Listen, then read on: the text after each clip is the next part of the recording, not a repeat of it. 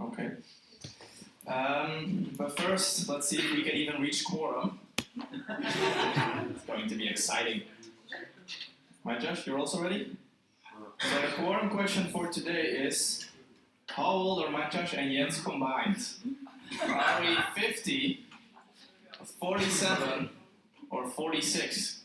46. You're not supposed to say that out loud right now. But thank you.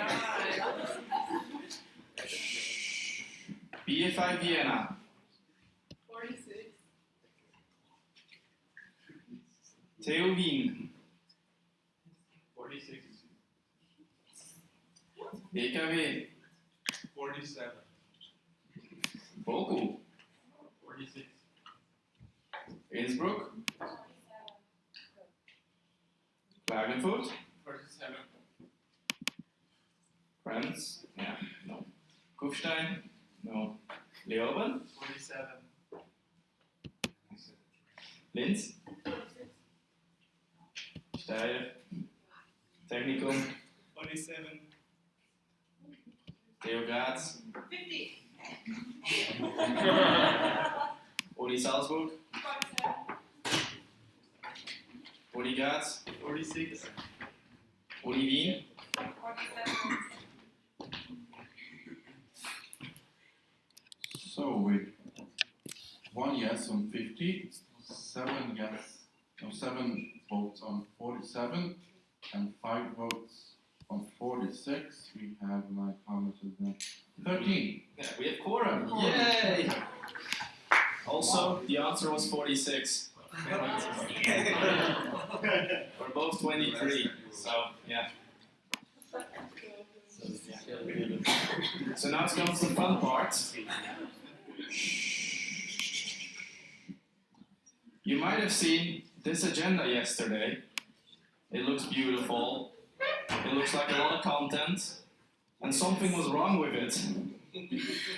Mainly, some formulas were wrong, and where it actually said that it would end at 15:30, if we did the formulas correct, it ends at 5:10, which of course is not okay with most people's trains, buses, and so forth. So we had to rework the agenda a bit, which we really hope you will approve, because otherwise we have a serious issue, and half of you won't be here for the afternoon probably. So I present to you Sunday B. And the vice chair leaves. Oh yeah, my vice chair is also leaving at like 4:30. That's when his bus is there. So please help us out. Let me just make it. So what has changed? We cut the question round from the IAG Strategic Communication and Code of Conduct presentation.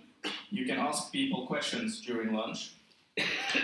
We've moved the expenditures guideline small session from the afternoon to this block, which is technically, I guess, also in the afternoon, but before lunch.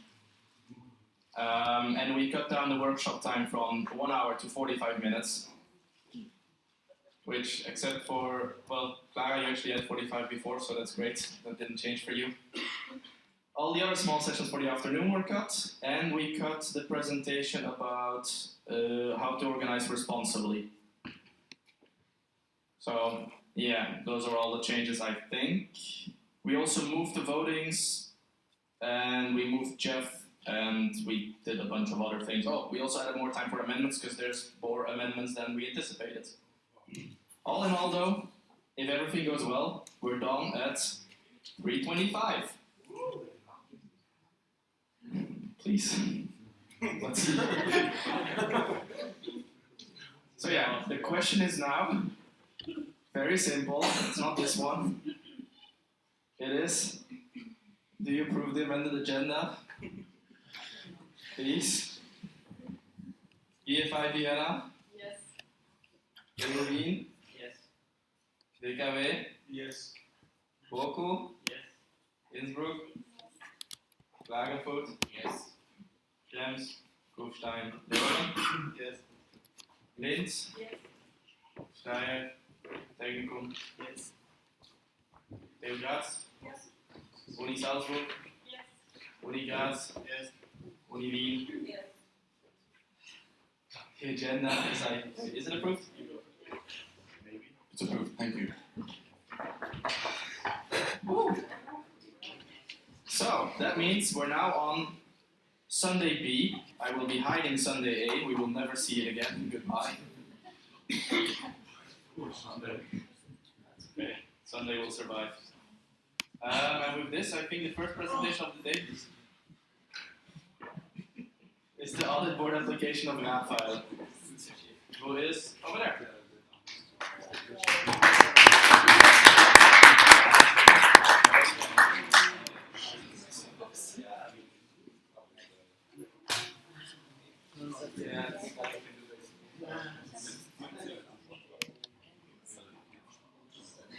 Yeah.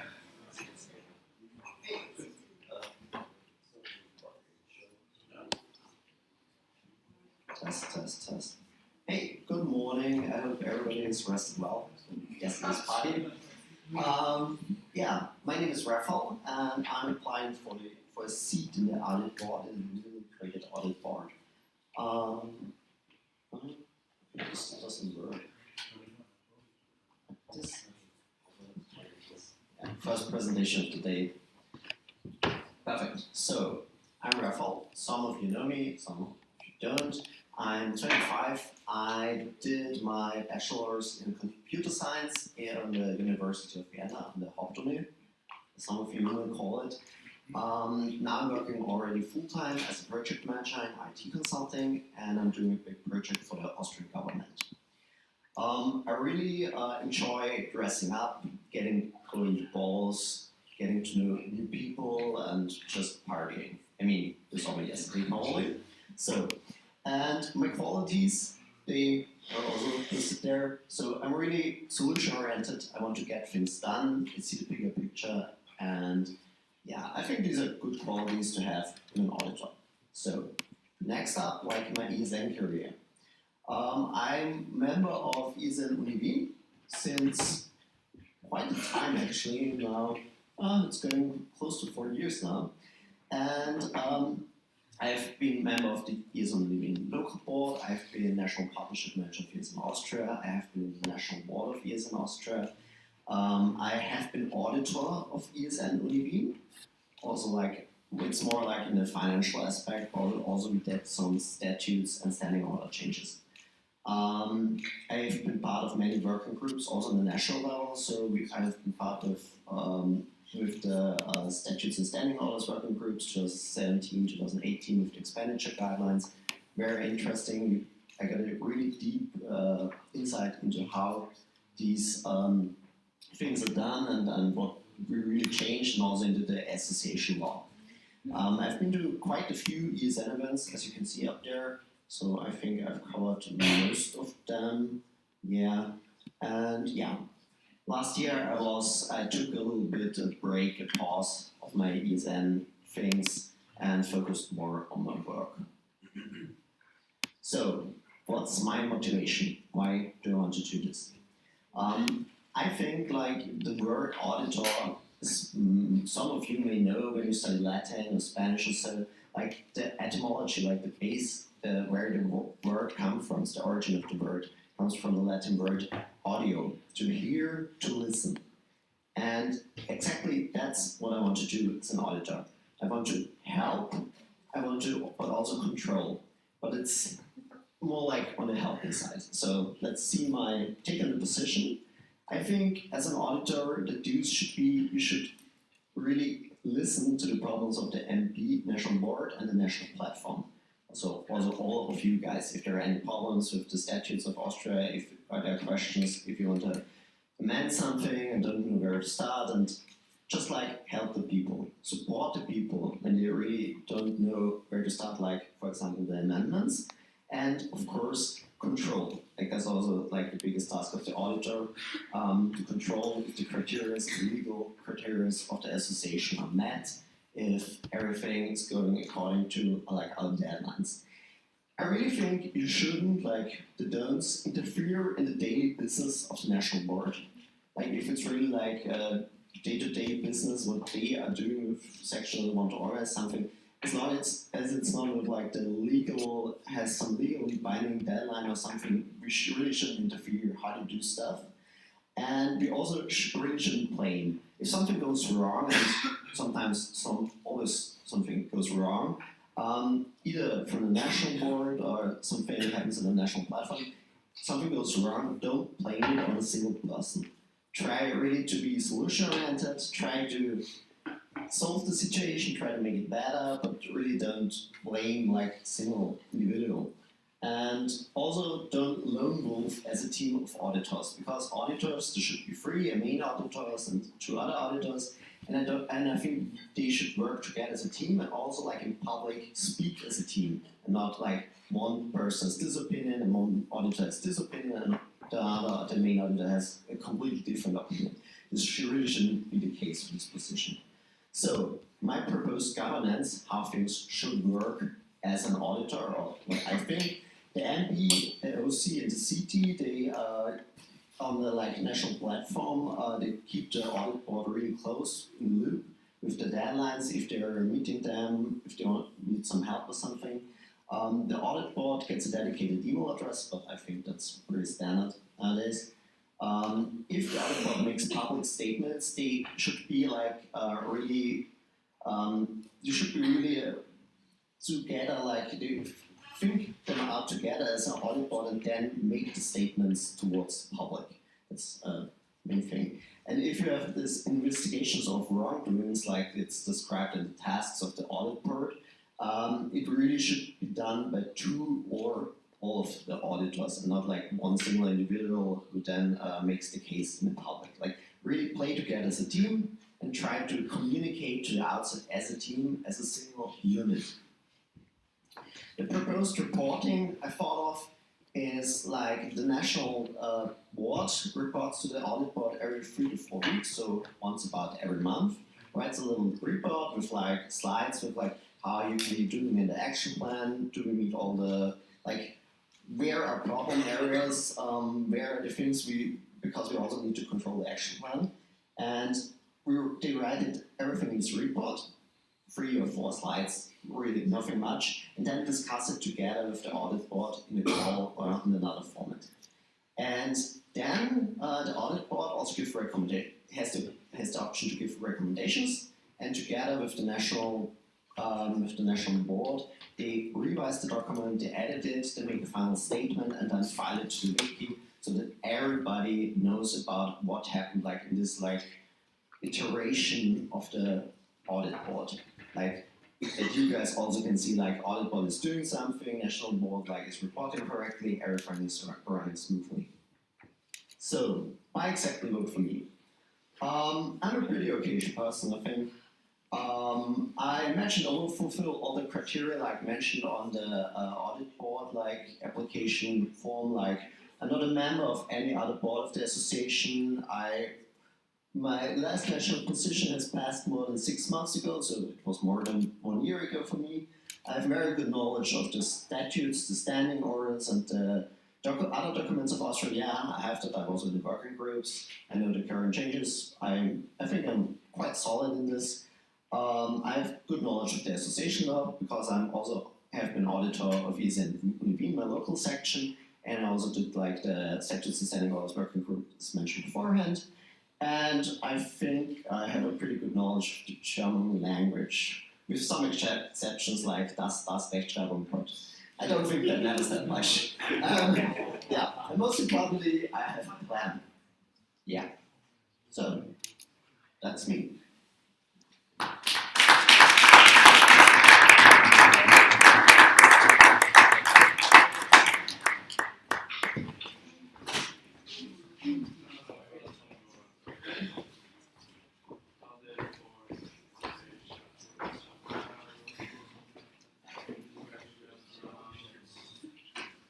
Anyone, any questions for Nahad?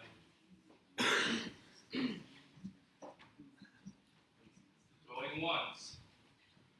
Going twice. No questions?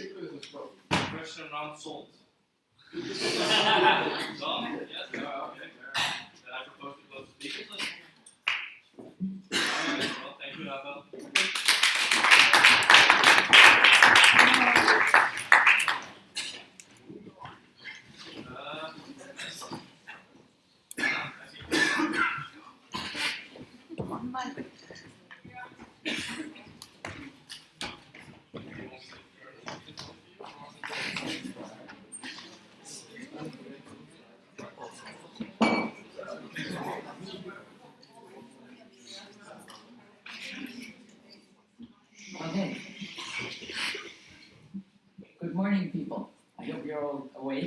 I know I am not, but we can do this.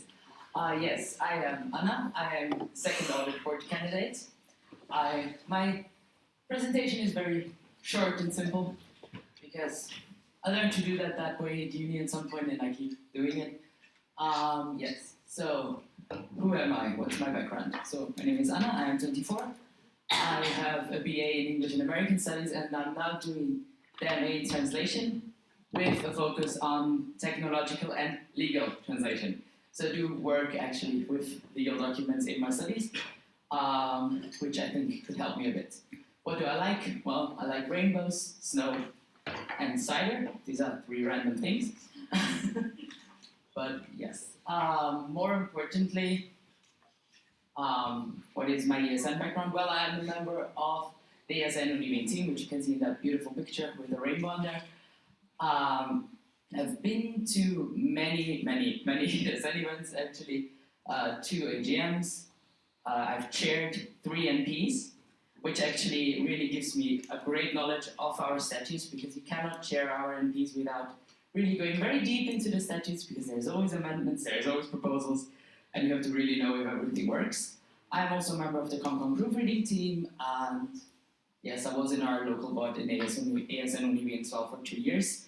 I have just now stopped, which leads me to my motivation for doing this position. So I've done with the local board, and I thought the next logical step for me would to try to do national, and I thought, well, what do I do? And I realized I love our SOS. I know I am weird. Why do I like this? I don't know, but I do. And I really like working with them, and I know them well, so I thought this is a perfect position to make sure that our SOS are always met, and also that our MB, who does a great job, but who has a lot of work, doesn't always have to look if everything is met by everyone, but that they have someone they can rely on to do that for them and with them. I think I don't have a plan on how the legal audit board is supposed to look on my slides. There is a reason for this. I came to this weekend with the intention of asking you guys what you want from the legal audit board. Because I think it's important that we do what you want us to do. To a certain extent, there will always be reporting and what is defined as our tasks, but I wanted to know from you guys what you want from us. I was gonna come to you with a list now. I didn't get many replies, so I cannot, but I will try, for example, to, if I'm the audit producer, help you guys, for example, if you want to write a proposal, to make sure that the wording is in a way that it actually does what you want to do, and not something else, and to help you that everything works out well. Yes, this is my presentation. If you have any questions, I don't have a nice contact slide because I don't have an ESN email address, and it doesn't look nice if it has another one on there.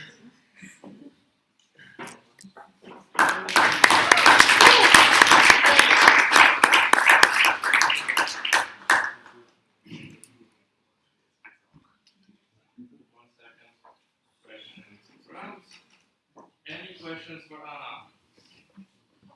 Let's see, one Lucas. Anyone else? Okay. Hi, Lucas, National Board. How do you see our current quality of the standing orders?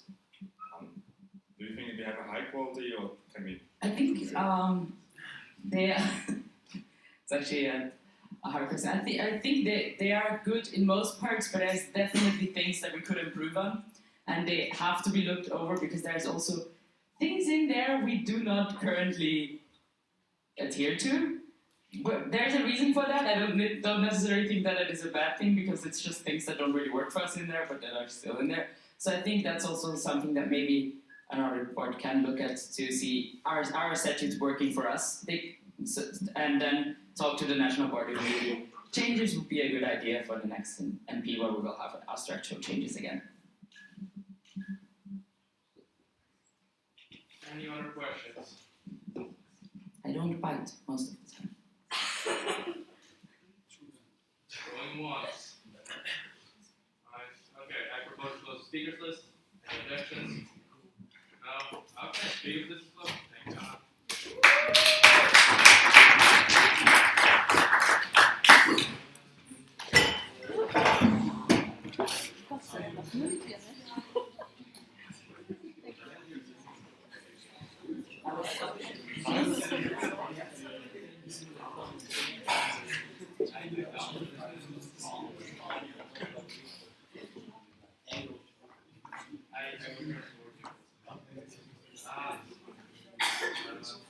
On the right bottom, you can full screen it.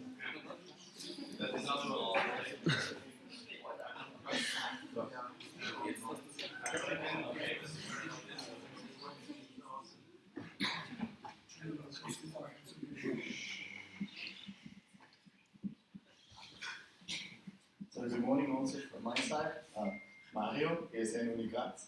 I've been pretty active yesterday as well. So I'm also applying for the audit board of ESN Austria. Also, who am I? Where's Clara? So yeah, my name is Mario Faber. Some of you might know me as Lichtenberg, which is my Facebook name, which I already got a lot of confusions about ESN. I'm from Graz basically, but I don't want to be called Grazer. I'm from Upper Styria. For those of you who can calculate, you can know my age right now. I'm as old as the Erasmus program. I did a bachelor in chemistry, master in biochemistry, currently working full-time in a company. And what I like is copying slides from Clara. Thank you for the templates. So, also a bit of a history about my ESN career. I'm a local member since 2014 in ESN Uni Graz. I'm since 2015 January NP Innsbruck. I've been with all the Austrian NPs except for one, which is ironically the one which was in Graz. I was sick back then. Ever since that first NP in Innsbruck, I've been involved in the statutes, standing orders, and legal stuff of ESN Austria. First as local vice president, then as local president. So being in your shoes, in the section's position at the national platform of being the scrutinizers of the national levels and following up on their work. Later on also as national president, member of basically all the working groups concerning the legal documents. Other than that, I'm a member of the network committee of NEC, a picture of a network committee meeting with the ESN Czech legend Vlado.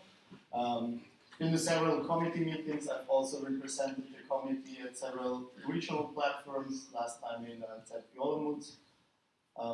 Also in this structure of the committee, we have different legal documents, internal documents. And I'm also, as many others in this room, which I really am happy that there are more than one or two, I'm an educator. I attended the Educate Starter in Madeira, the second edition of this. I've been to all the types of Educate events where you can go as a participant. Spring training, autumn training academy. I've been to the start, as I said. Still missing the forward, so I hope I'll get the spot next time. And now this is memory lane. This is AJ in Warsaw. The nice picture of my board at NVM Bratislava. Basically what I want to say with those pictures is all these experiences which I have in ESN gave me the perfect start to be in the audit board. I've been doing the work which the audit board is required to do basically since, let's say, 2016. First, from the section perspective, intermediately as the national board member, internal control of what we're doing, checking our deadlines, checking our compliance. And right now as well, more informally, behind the scenes, working with the current board, raising awareness when there are issues, trying to come up with solutions when there are issues. And with that, I think we have a more productive question round right now. So thank you for your attention.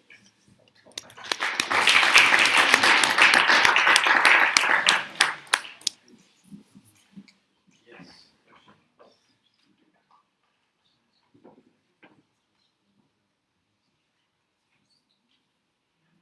Okay. Any questions for Mario? Was that a question, Sophie? No. Okay. Just P. National Board. Anyone else? Okay.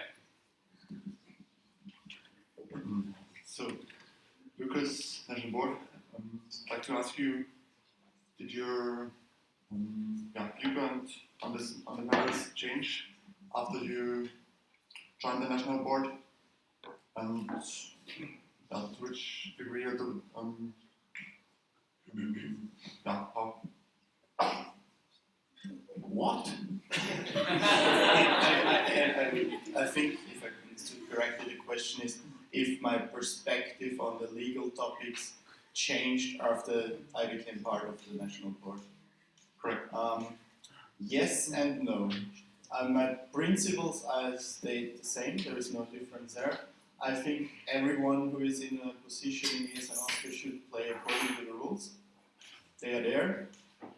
But if those rules don't fit the reality, work on improving and changing them. That's what I've been doing via all the working groups, that I've been doing as a section member, but I've also been doing as a national board member. The one NB which I missed in Graz was one of the NBs who changed a lot of the legal documents.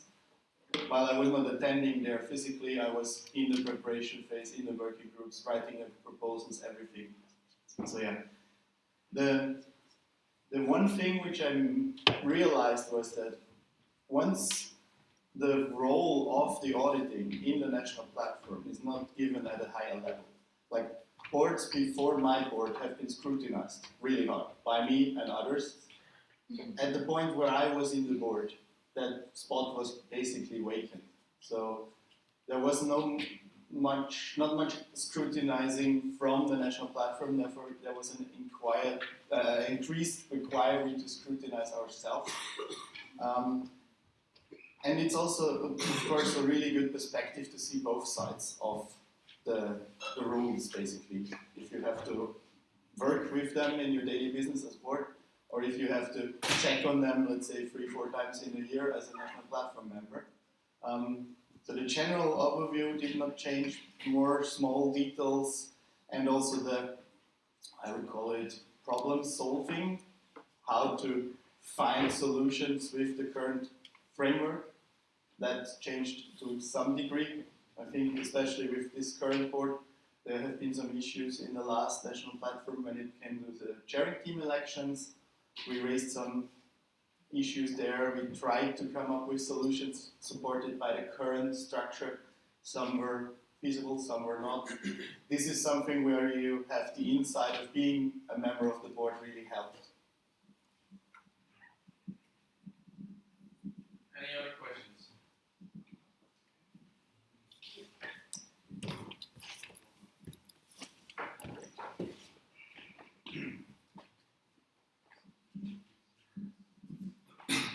Anna ESN Uni Wien, as you know, or as we saw the last days and the last NPs, you have a great knowledge about our standing orders and statutes and everything, but which characteristics do you think that an auditor should also have, additionally to the knowledge?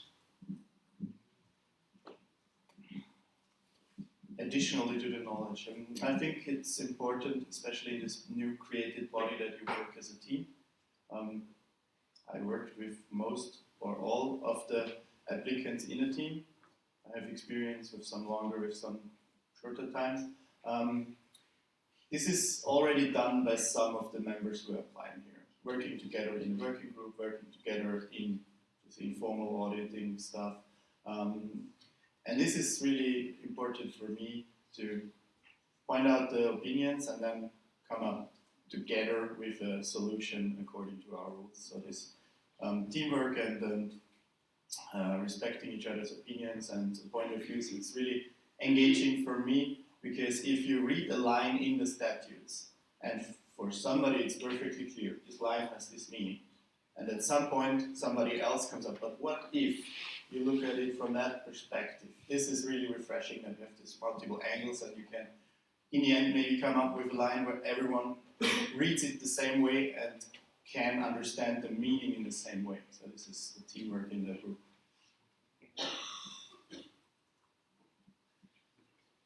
Any other questions?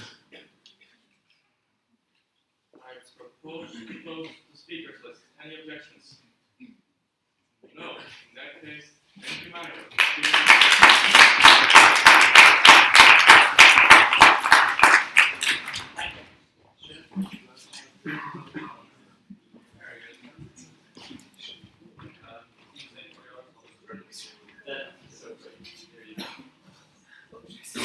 Okay, so very good morning. Good morning. Hey, where's the Sunday morning motivation? Okay, so audit board application. Yeah, about me. I'm 26 years old. I'm currently working on my PhD at the University of Vienna. I did my master's in business administration, and now I also do my PhD in business administration. But basically, I focus on ethics, which might be something that also very correlates to actually the audit board. And some of my favorite hobbies, well, I love skiing above all, whether it's active or passive. I'm really into politics, especially European politics. I like ballroom dancing. That's when we did the Opera Bowl. And of course I like Disney, as probably everyone of you knows. So after those short facts about myself, coming down to my ESN history, my local history started in September 2013, so 6.5 years ago, something like that. I joined ESN, and then at ESN Uni Wien I became their auditor for 2014 and 15, and I'm in that position again since 2019. And I've also been treasurer of ESN Uni Wien, ESN Vienna, and even ESN Köln at some points on the local level. Coming over to the national level, I was the national auditor of ESN Austria from 2015 to 2017, and I currently am the national auditor of ESN Austria until the 30th of April, because that's when my mandate ends. And obviously, as you have seen yesterday, I did not apply for another mandate. I was the treasurer of ESN Austria from 2017 to 2019, and in that role, but also already in the role as an auditor, I was part in a lot of working groups. I'm part of the standing working group legal documents. I was part of the SOS and EG working groups for California, for Graz. We now had a large working group for the MP in November, which basically tells me that being in those working groups, shaping and getting to know our legal documents, our standing orders, our statutes, our expenditure guidelines, the AGM point system, the NET, also the national platform guidelines, all of those basically. It's very hard probably to find a document where I've not at least written one sentence. So, yeah.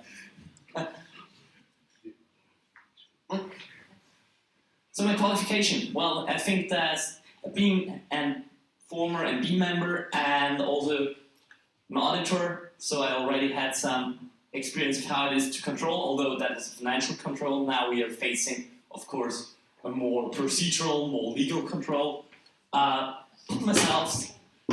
able to put myself in the shoes of both sides, so I know how the MB acts, and on the other hand, I know how the controlling organ acts, so I think that both is quite good. My attributions to the legal guidelines, I think I contributed to a significant share of the current guidelines, and I also have seen many MPs going back till Linz 2016, so I've seen many different legal issues popping up. I've seen different MPs and different MBs dealing with them, so there's also some experience behind that. General, I'm a Libra, which probably shouldn't be a qualification, but I would see myself as really being one of those. It's pretty hard to start fighting with me. You can try, but you will probably not succeed. You will have a discussion with me, but I will answer you based on facts. I won't start shouting at you probably. So I'm pretty good at keeping calm, I would say. And I'm also good at finding solutions that that are acceptable for everyone, and especially negotiating them but from different sides is something that also has been taught to me during my business studies. So my motivation, of course, my interest in legal topics. In my master studies, I especially focused on business law, so there you also see why I'm having kind of affinity to that topic, and also I enjoy those discussions about how you interpret it and how new parts should be. And I want to be part of the network. ESN has given me the opportunity to contribute to one of the largest things that there is on this planet, the Erasmus generation. And this has also given me the chance to meet actually some of my best friends, which are now friends I first met at ESN. So that's really great. And I want to give back for that, especially. That's why I would like to apply for the audit board. Yeah, I would also be willing to serve as the main auditor, as this is a requirement in the standing orders, whether to have to say that or not. So if you want to elect me afterwards, you have a second election about the main auditor, so I would also be willing to fulfill that job. And with that, yeah, if you have any questions, feel free to ask me in a coffee break or anywhere. And most like to. You also have a question on that. Yeah. All right. Yeah. What else is like this? We'll see. Okay.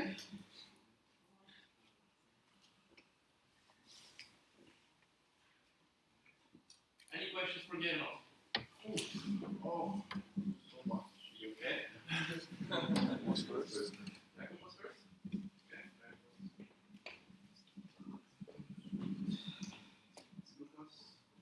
Jakob is in Klagenfurt. Hey Gerhard, thank you for your presentation. My question is just generally, are you also politically active outside of ESN? Not anymore. I gave back. I did not candidate in the Harvard in 2019 anymore. So no.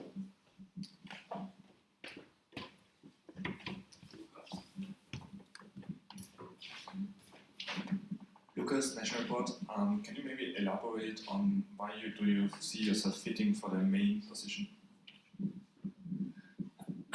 Okay, thank you for that very good question. I believe that there is basically, first I have to say, the main auditor basically, it's the thing that we introduced, thinking of it as a tiebreaker kind of, because basically what the main auditor does is, if there is a tie on opinions in the audit board, and it's a one vote, for example, and one abstains, then the main auditor's opinion counts.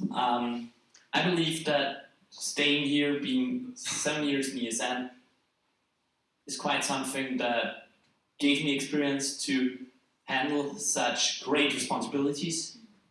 And I also would like to actually probably give you as a national platform the chance to decide who is it.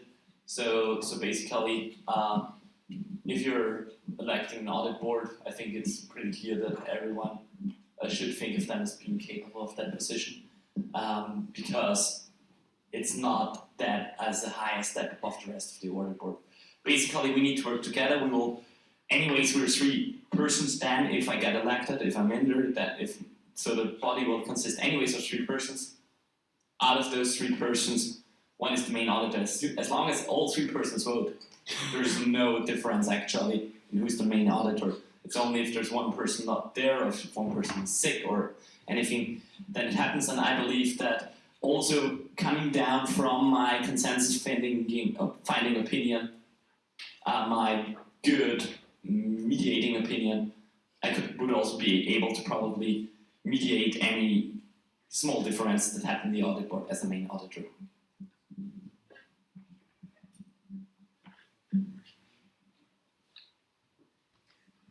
Any other questions? Also, we do sleeping during the night, not during the plenaries. Figured I should point it out. No more questions? Great, then I propose to close the speakers list. Any objections? No? Okay, thank you, Gernot.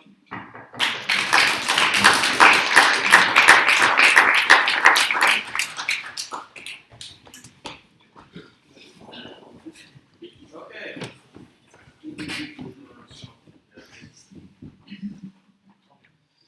Okay, everyone who wrote amendments, please come to the stage.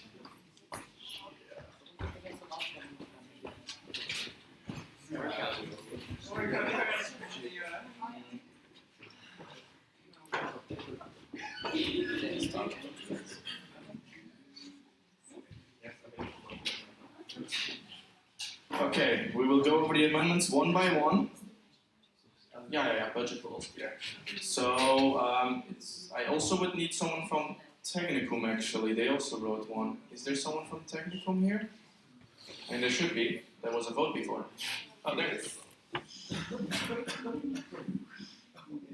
Okay, so it's gonna be simple. I'll put the amendment on the screen. You figure out if it's yours. If it's yours, you explain it as quick and concise as possible. And in the end, we'll have a question round about all the amendments.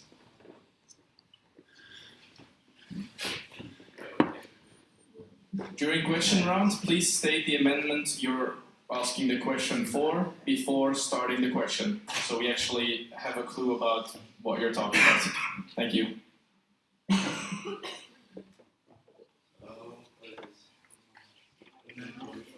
This is to Pass it between each. This is to amendment 1 to proposal 1.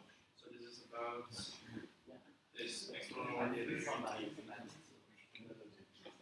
So for like because Clara pointed out yesterday that for the extraordinary national platform there is no deadline for sending in the vote delegations. So that one we added in B. So they have like time 24 hours before the national platform to hand this in that we can prepare. And also for A, can you maybe scroll down because the explanation is yes.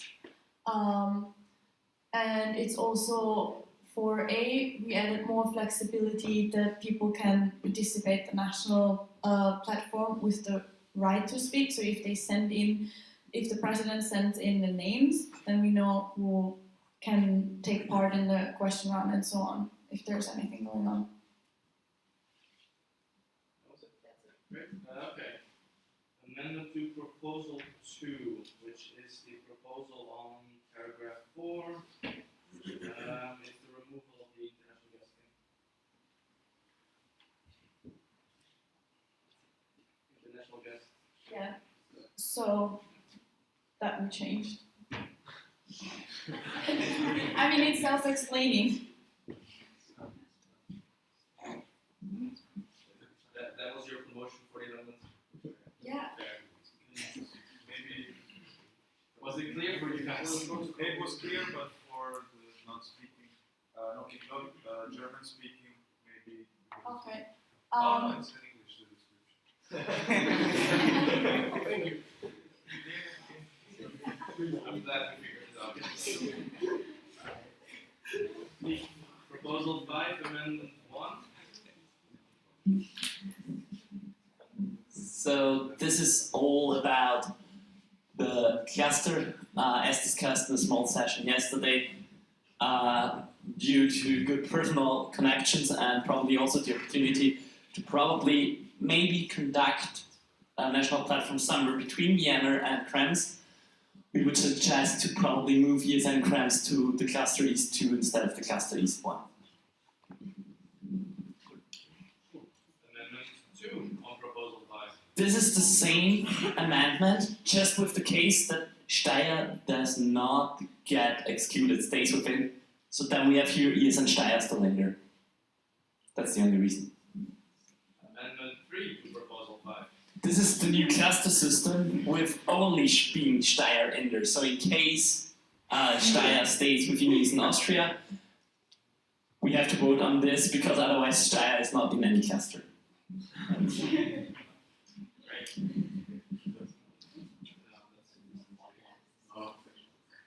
Okay. Amendment 1 to proposal 8 is about the point system and misbehaving. Yeah, that's what I presented yesterday, that's the 10% version.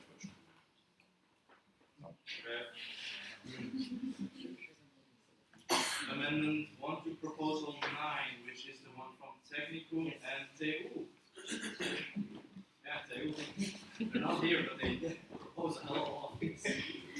As Gernot pointed out yesterday, in Vienna there was a problem because there was an old member of the organization committee need to be there, so this adheres that problem. So in Vienna we actually need to be part of the organizations of the ENP and not just rely on the other ones organizing and not getting punished by it.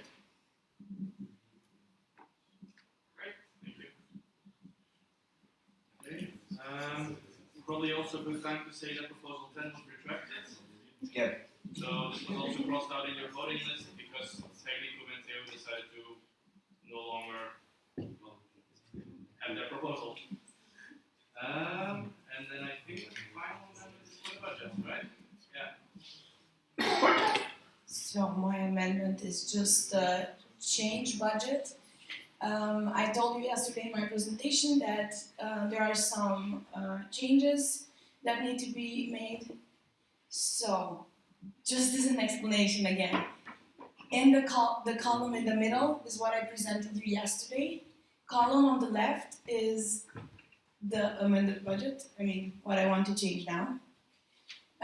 Basically at the media literacy grant, I added costs of 150 euros that are actually already paid, so I don't need to have it there anymore. So now it's with 0, more money.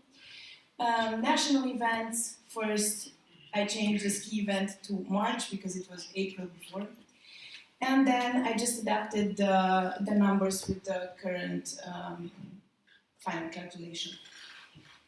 Can you scroll down, please? Of course. Just tell me what No. Can I scroll?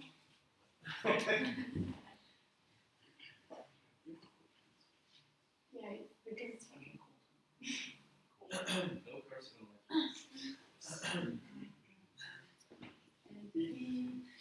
Also changes in the numbers for the national platform. The national platform November, I wrote it down with a loss initially, but apparently they made a profit of 435 euros. Amazing. And what else? Oh, I'm sure you can. I really don't see it. Thanks. We had a discussion yesterday about money that we used from the opportunity budget for transition meeting. Basically, that money, we're not taking it out of the opportunity budget anymore, but out of the team building post. So it's just the money still there, but it's taken out of the team building, not out of opportunity budget. That's my email.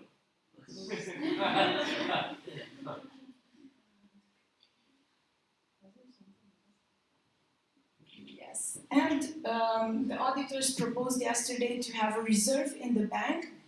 I added 4,000 euros that we're not giving it to the next budget, but keeping it in the bank. So that, I think that's how we change. Yeah.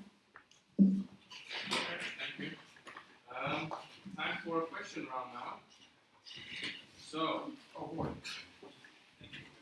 it's going to be very easy-ish. If you have a question for any of the proposals, you raise your hand. Once you ask your question, you go name, section, amendment. Well, amendment and maybe also the proposal that it's amending, but whatever. And also look at the person you're talking to, maybe, so they figure it out.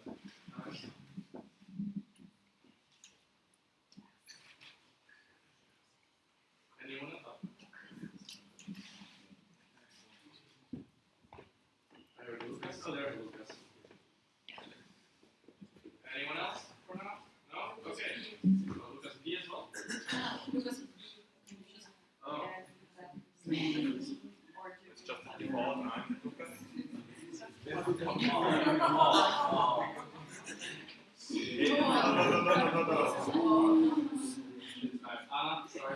Okay. Anna is in Wien for the Technikum NTO proposal on proposal 9 by the point system working group. Basically what this proposal wants, if you could open it maybe, is so that any section that provided members to the organization team is exempted from the punishment.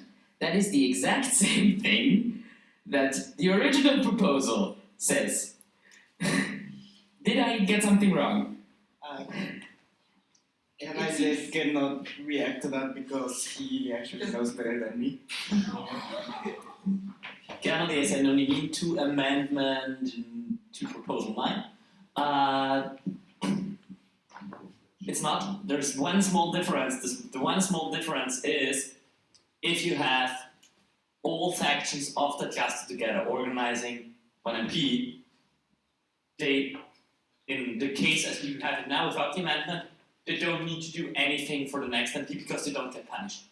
In that case, this is crossed out. Yeah, got it. Thank you, Gerhard. See, that's the small wordings.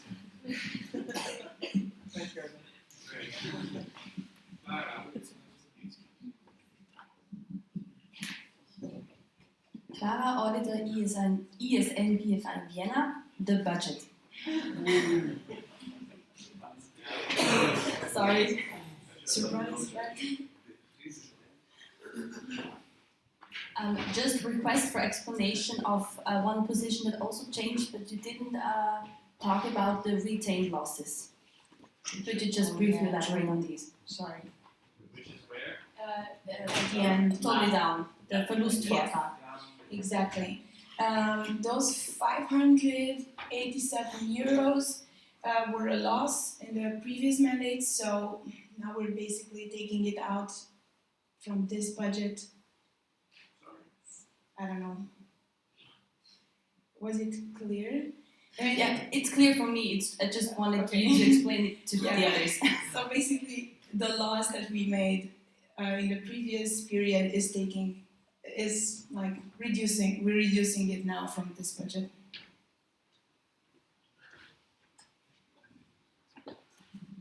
Mario?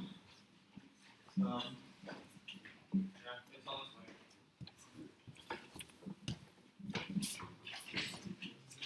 Mario is in Uni Graz towards National Board proposal or amendment to proposal 2 about the international guest spots.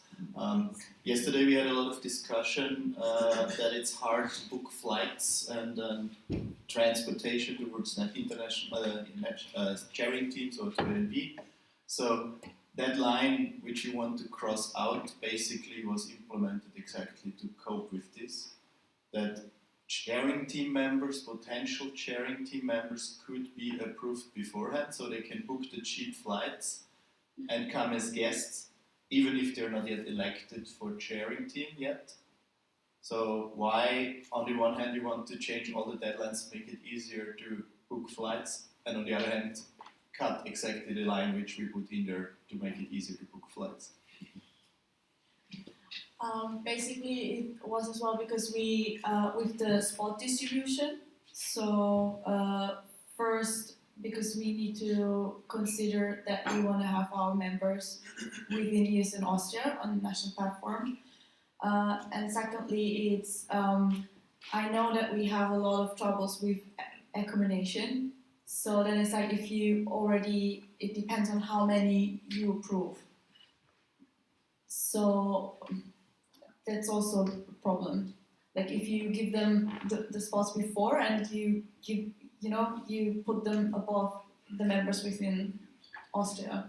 I think that was the point, that it's not fair and a bit complicated with hosting. Could you open the proposal again? I was addressed, so yeah. That's why it was worded exactly like it was. Können, it does not say must or will be. And we also changed it in the past because there is this list of who gets a spot for the NP, 2 per section, auditors, chairing team, whatever. Back then there was the line guests from the board without any number, without any limitation. So yeah, it's true you should not prefer internationals over your locals, but it should not be the case anyways. And this one was worded carefully with Können to cope especially with the chairing teams.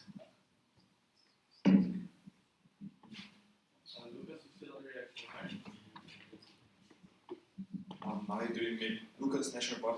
Mario, do you maybe know, was this line ever actually used?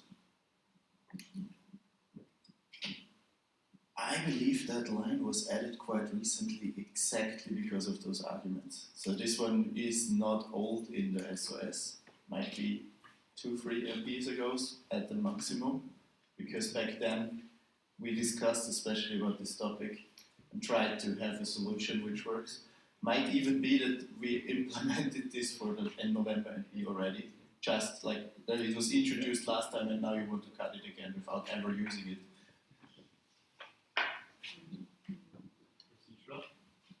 It's a two-finger thing.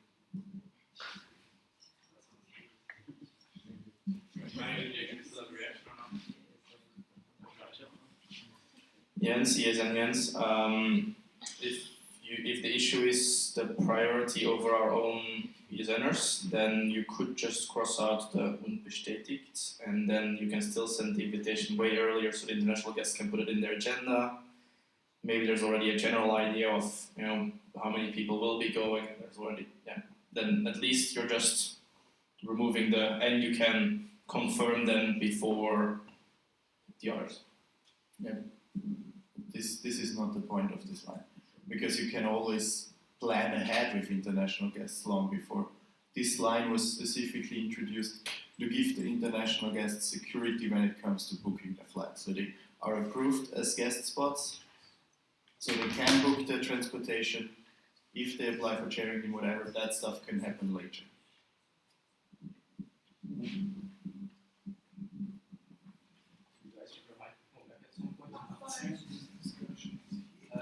Reaction to flow. Is there a reaction? Sorry. Flow and reactions? And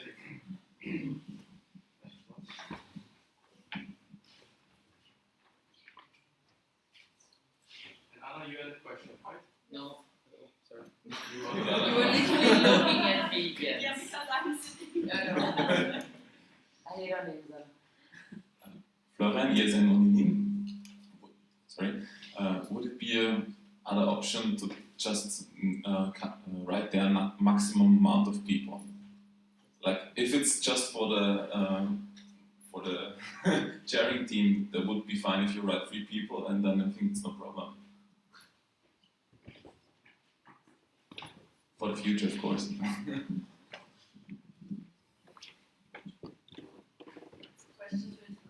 Yeah, sorry. Didn't want to say it's a question, but I think. No need to discuss this. We may move on. Menelaus? I think there was no reaction. Menelaus, give the mic to Menelaus. You have a reaction. There were no reaction. You have the question. So, Menelaus, FH Wien, BKW. I have a question to the point system, especially to the 10%. How did you come up with 10%? Because it's pretty harsh, considered the point system before. That's exactly the point. As I said yesterday, we calculated in ways where the points actually have an impact. So it was mainly about the first places, how much percentage we have to apply there, so the places actually change there. So then we had the 5% version, which is basically the same than the current version, and the 10% version, which actually an impact happened.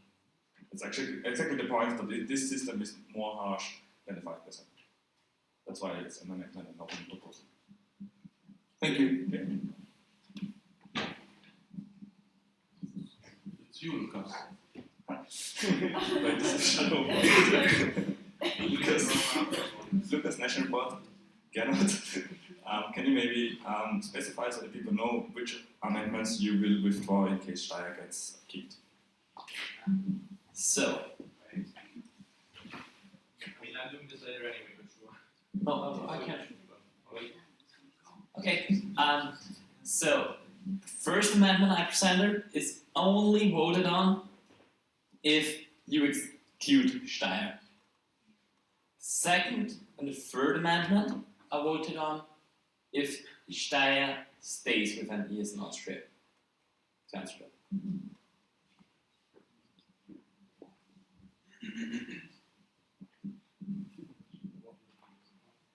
Anna? Anna is an Uni Wien. Proposal 2, international guests to Sophie, or to all of you. If we change our the election of the chairing team prior to the NP, before the NP, or to elect the main chair already at the NP, then wouldn't it change anyways this line, because then the main chair knows already like 4 months before that he's going or she's going to the NP, and it can be an international guest or can be an international chair. Yeah, that's true.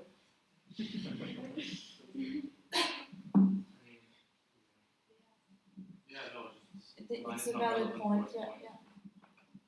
Thank you for pointing that out. So for no one. Anyone has a question? Okay, then I propose to close the speakers list. Any objections? No. Great.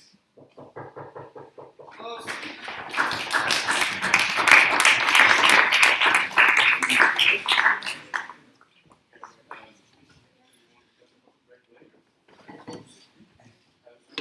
Lucas, first Lucas P. Would you be ready to give your presentation now? Communications? Yeah. I think the agenda. Yes, I'm asking, are you ready to give it now as well?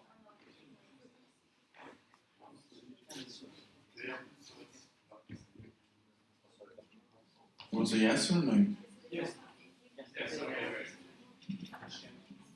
In that case, because we are quite ahead of time right now, and we also have a presentation from Jeff who have a specific hour that they're coming, I would, if no one has an objection to this, I will just move the strategic communication presentation, which was planned for after the coffee break. Sorry, wrong agenda. There we go. To right now, and then we'll go coffee break after. It's just to keep the time a bit okay. No one has an issue with this? Great, perfect.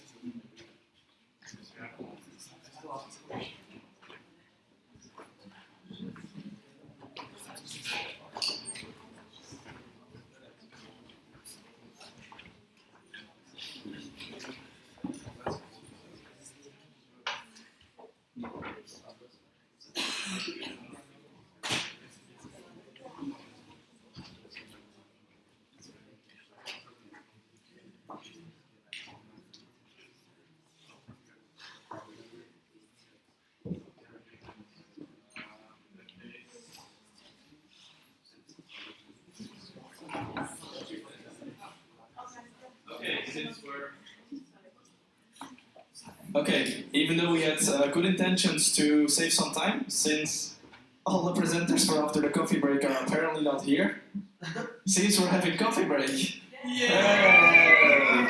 Breakfast! So, yeah.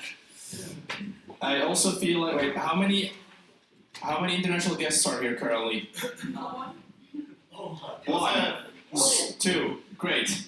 So this means you can meet 2 other countries during this coffee break as was originally planned. Apparently the other countries you cannot meet during the coffee break. Sometimes they're downstairs. Sometimes they're downstairs. Well, we'll see. That's going to be a surprise. The point of what this was going to be during the coffee break was basically that the international guests, they have a couple of things prepared that they may want to share with you, some best practices and so forth. And this was the moment to, if you hadn't yet, approach them about it, talk to them about it. There's only 2 of them though, so if I would suggest you just let them take a coffee, give them an extra hug for actually being here in the morning compared to all the others, and then talk to them anyway. Okay, so you have coffee break for 30 minutes, and Maciej has something to say. Oh yeah, 3. Maciej also sort of counts. Okay, so yeah, you have 30 minutes of coffee break. Be back here at 10:40. Thank you.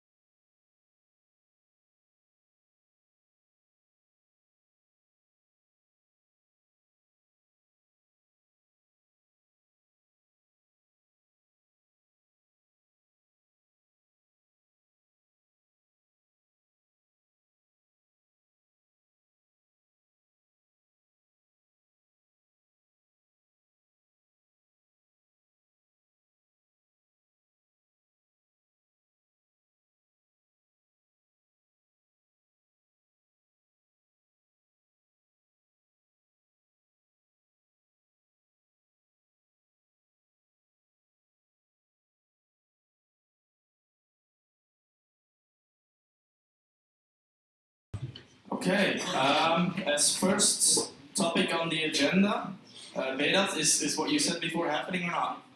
No? Okay. Not yet. Not yet. That doesn't work that way, but okay. Not yet. That's a bit, I don't do not yet. In that case, is strategic communication a possibility? Lucas, P? Can we be strategic about communication now? Awesome. Then it's now your presentation.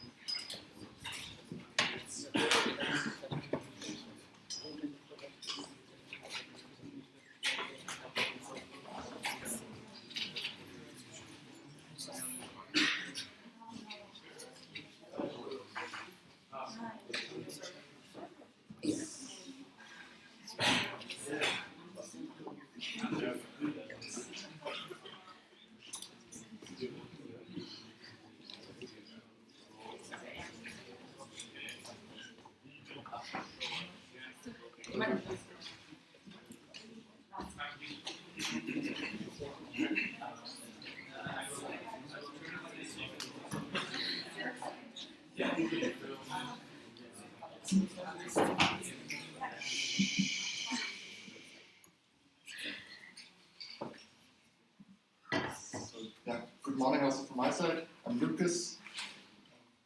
I'm Mishka, I'm Communication Manager of ESN Czech Republic. Today we're giving a presentation about strategic communication. And as you all know, strategy is important because if you don't know where you're going, then basically you won't get anywhere. And on Friday, Jose already brought up the 3-year strategy, and we also like to give you some more practical insights into strategy in general. So basically, it's about planning ahead, so about daring to dream big and take the actions accordingly. And there's this kind of planning concept, so first you gotta find a common strategy and vision, and based on that, you compile an action plan for one or for several years, which is then further divided into goal 1, goal 2 in each of those different fields.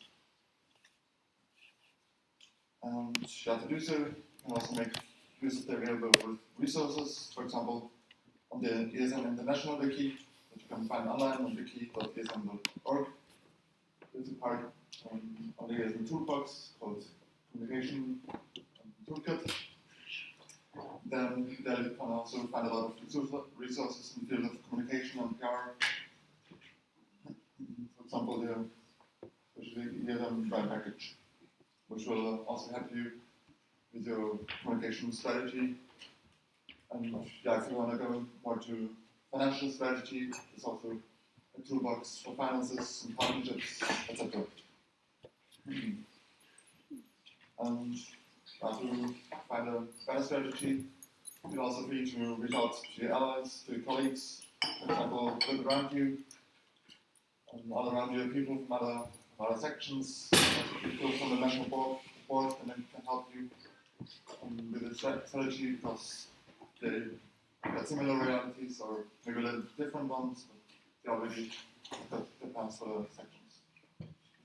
And just feel free to reach out to the national board members to get a question regarding each of our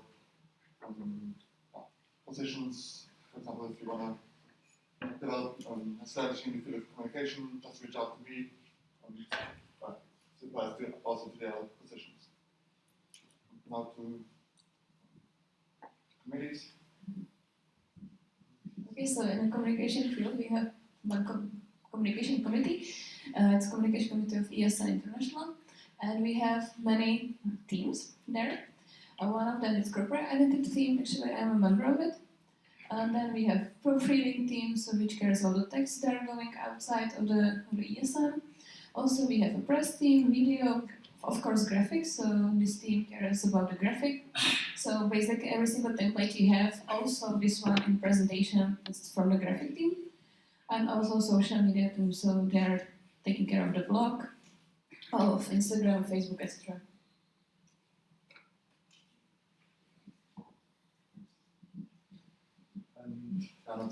Let's have a brief look at some examples from the ESN Austria strategy action plan in the field of communication. So that's one part. Like, I think we wrote down developed an ESN Austria guide, etc. Those are some of the plans we made in the field of communication. So it's really a plan ahead. Last time this was approved this was presented at entry Let's, remember. And right now, this weekend we also had a chance to approach the MB candidates and tell them your plans and your visions for the future action plan. Yeah, if there's still some idea that pops up in your head, just approach us and tell us what you would like and what's your plan, your idea for the future action plan of ESN Austria. And then we also started the action plan, some more specific goals, like for me, myself, kind of social media aspect, so kind of social media calendar, which I've planned ahead, what I would like to do on social media, like Facebook, Instagram, Twitter, etc. Czech Republic. Okay, and how about Czech Republic?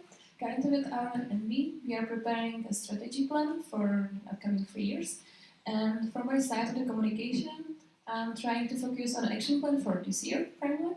And the first focus is, of course, communication community, because in our network there is not so many communication managers because they're a bit shy to do this kind of job, if I could say. So I'm trying to reach them. I'm trying to get more educated them, like to prepare some workshops, sessions, so they could feel pretty well doing social media stuff or whatever, just graphics. Then about the community, I prepared a CM checklist. It's a communication checklist. This checklist is for the whole year, and every single section has some kind of task that they could follow during the year. For example, I will show you examples, but just shortly. For example, there will be a campaign for the St. Valentine's Day, so they just follow the links and they check it if it's done, if it's promoted. So it's kind of motivation, and also every single section, the communication management section, see how also the other sections doing, so they can be like a little bit pushed. Like, oh my God, there's 15 sections already done, so I should do as well. So it's kind of motivation that I will show you later.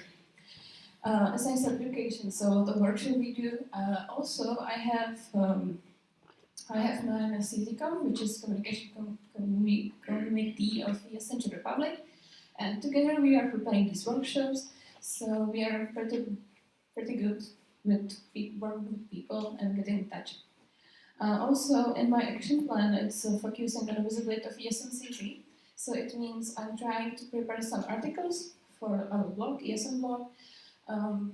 Of course, it's about the social media, preparing the content, the campaigns for Valentine's Day, for Christmas. And actually, during the Christmas time, we had a campaign. It was called ESN Adventure, and it was about posting pictures. It was the Advent calendar, and every single day, we were about like push people to post some pictures, some crazy stories, whatever. And after the Christmas, we had the winner. It was guy with the most funniest pictures at all, so it was pretty nice. About the visibility, we are also focusing on the causes of ESN, of course, because it's very necessary. So we are preparing campaigns as well. For example, with my committee, I prepared today's international days. This campaign is called International Days. So, for example, we are promoting the Day of Earth, the World Cancer Day, and etc. So it's focused on every single cause we have. And about the corporate entity, of course, we do have a new visual identity, as you see the logo of Vienna, so we are doing it as well. And I'm trying to push the sections to change the identity as well. And I'm so glad because we have in Canada 19 sections, and already 11 of them they have the new visual identity, so it's perfect in the way. For that, for helping sections, I prepared some templates so they can freely share it with each other. They can use it. It's the same like this one template you see from the presentation. I just changed the logo, so it's prepared basically for everyone. So they don't have to care about it, it's okay or not, any violations and so on. And and about the corporate identity, I have also many workshops because there is a need to understand well how it's going with the Vim and all the stuff around. And this picture is the example of the communication checklist, as I said before, and you can see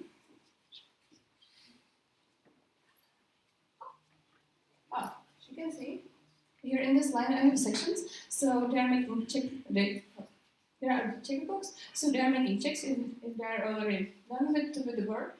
And in the first column, there I have some campaigns, some tasks to do, some promotion, and also this connected with the link where they can find some templates for it already prepared. And if they are ready, because also they can see here the deadline, so they can follow these tasks, and every time they make check. But actually when I see this, I'm pretty sad because it's empty for now. So I hope it will be better these next days. So if you have any questions, we are here for you. So thank you for that, and that's it. Pretty much covered. Thanks for your attention, and yeah.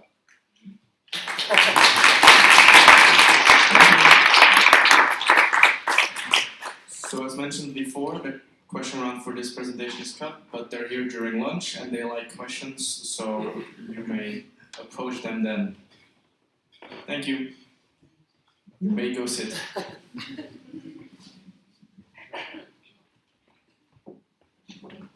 Next topic is, I think Jeff is presenting now, right? Yeah.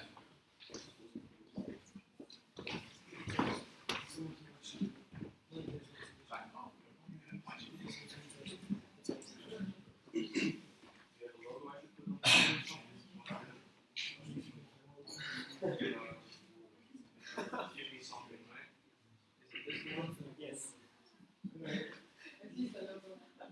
No, that's Twitter.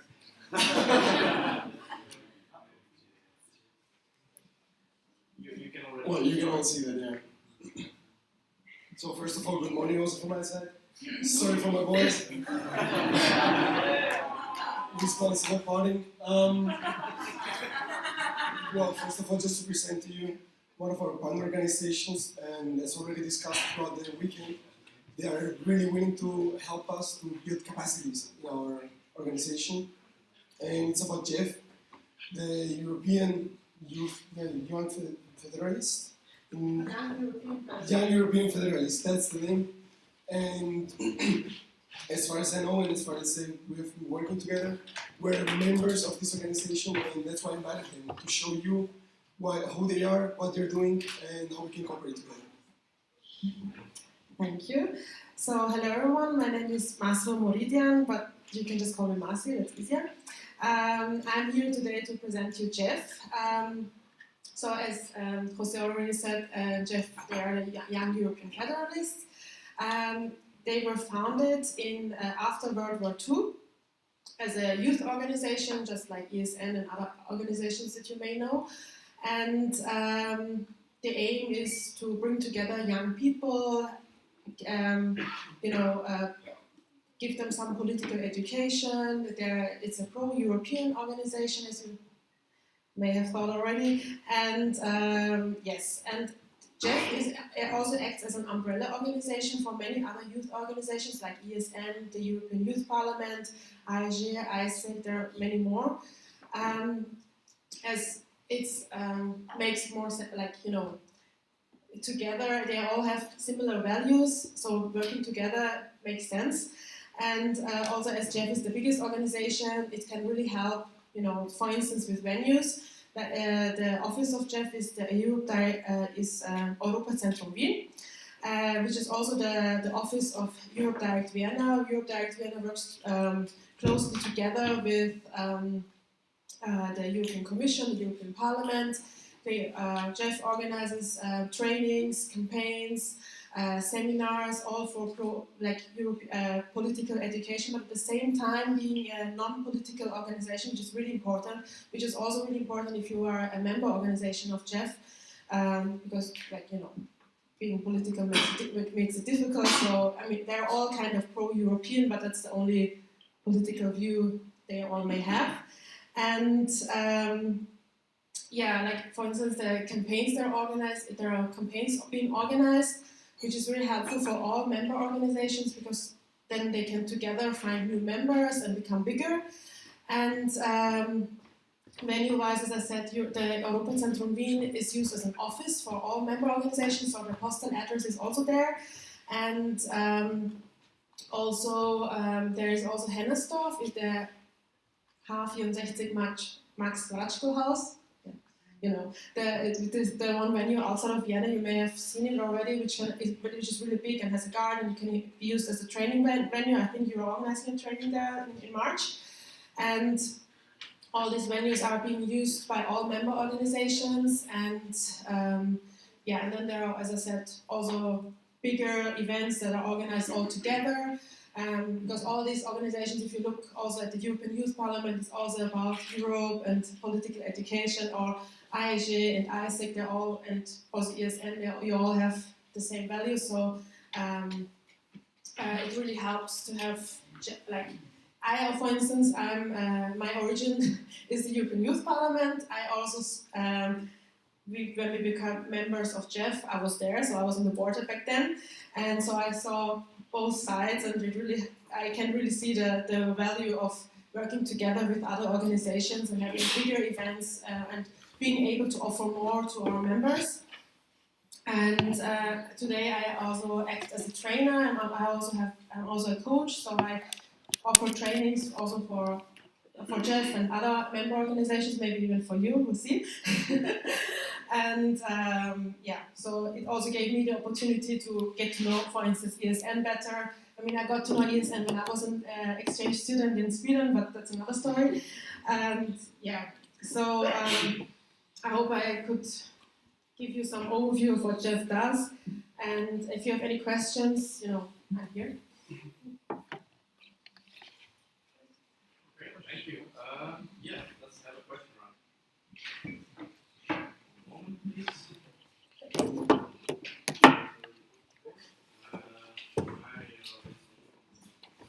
Anyone else for now?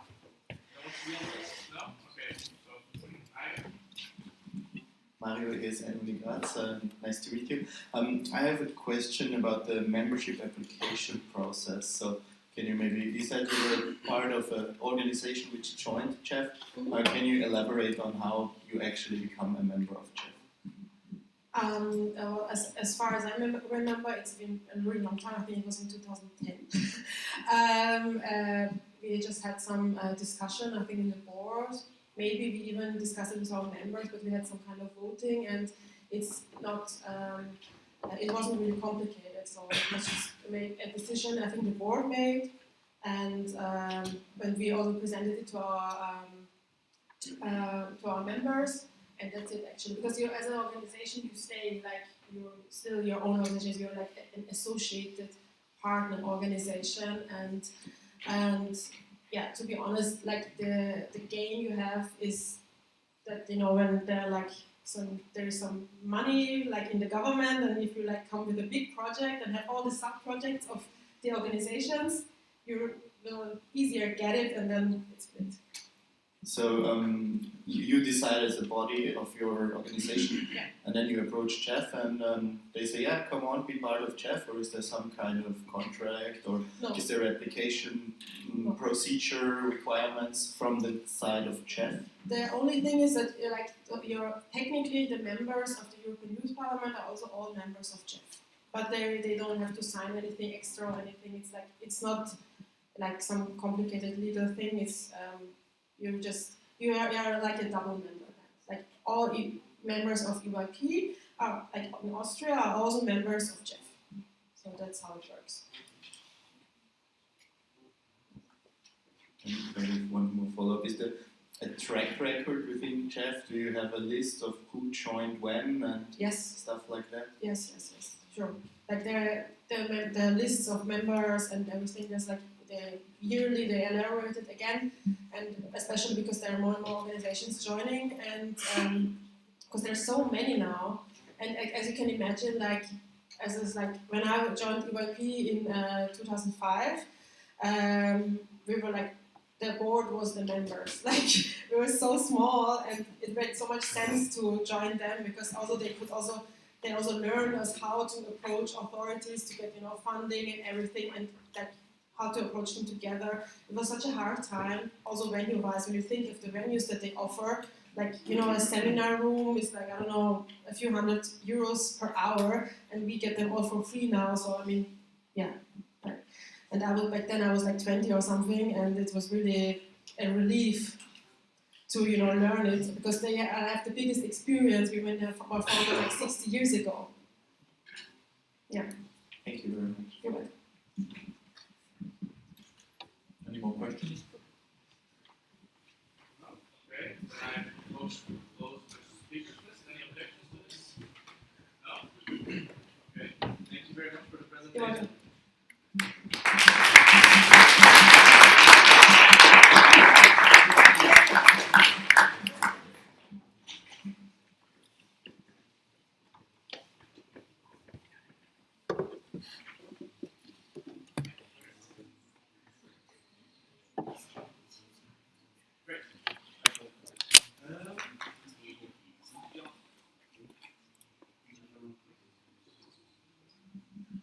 So, now the next part, very exciting, voting. Woo!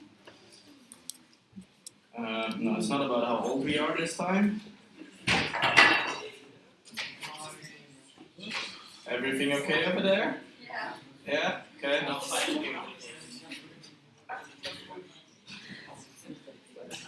Okay, it's there is a couple of secret votes, and there is a bit of we have to be quick here and there for some votes. So I would ask if the vote delegates could maybe use the first and the second row right now of the room, so we can make this go quickly. So all people with a vote delegation, please go sit in the front.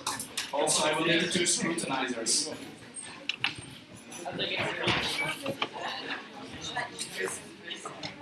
Florian, Michael. Please help us.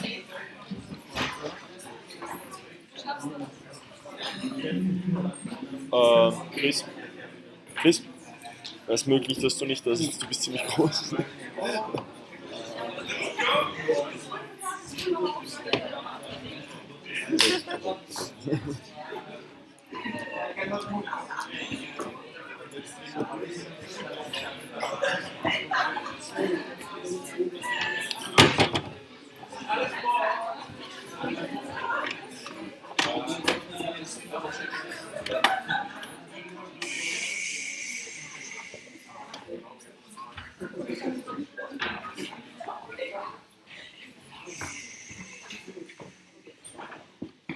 Thank you. Okay, so I hope you all looked at the voting overview in the agenda to get a general idea of what is happening now. If not, please open it on your phone or your laptop or something so you at least can follow along. There's a couple of things that have to happen. Some extra pens. I do not have any, but wait, I have 2 pens here. As long as you give them back. And charity, let's get this going. Add some more. There's anyone else? Okay.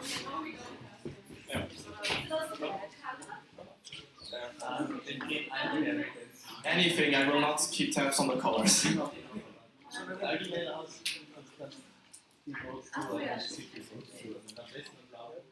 Who needs a pen? We're still without a pen. Everyone has one? Oh, you still need one? I still have a pen over here. Great. We got this sorted. Can you just post the link to this file again? So, To Mario, to the votes. no talking with the technical chair. Thank you. So, there's a lot of votes today. Well, actually, it's fine compared to the previous national platforms, but there's still a lot of votes today. I think there's 32.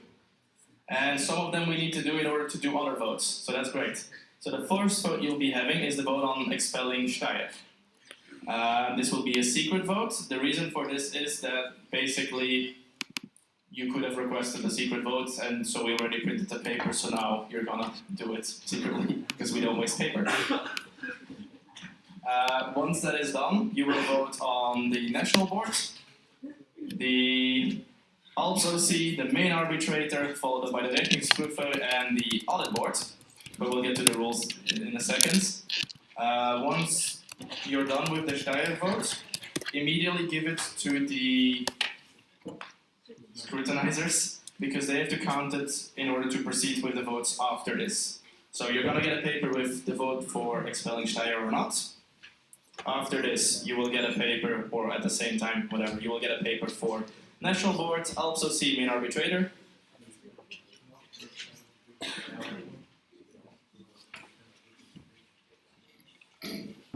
And then there's the Rechnungsprüfers.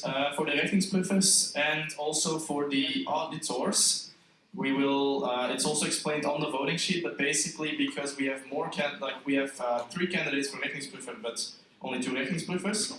So you have the option to select your preferred ones to win in one vote. So you can select 2 options.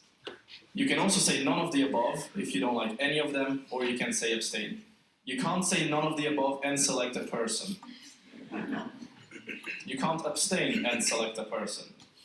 If you only like one of the candidates, you select one of them and you move on to the next vote. Concerning the audit board, there's 4 candidates and 3 audit board positions. Same principle, you can select up to 3 of your preferred winners. You can also say none of the above or abstain again. All good over there? Good. Then that means I said it correct, so I'm happy. So those are the secret votes, then we'll switch to the public votes. So let's start with this. BFI. Can you have the voting sheet up again? I just need the names in order. So BFI Vienna. WKW is next. No, TU Wien, sorry, TU Wien. WKW. Boku. Innsbruck. Klagenfurt. Krems, Kufstein, Leon. Linz. Steyr. Technicum. TU Graz. Uni Salzburg. Uni Graz. Uni Wien. Everyone has their votes? We're out of votes? Perfect. Yeah. Could you put the right slide on there? Oh, sorry. Because it's not a simple majority.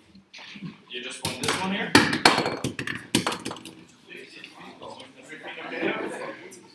That just falls today. Yeah, so the vote to get this vote through, you need we need 2/3 yes, basically.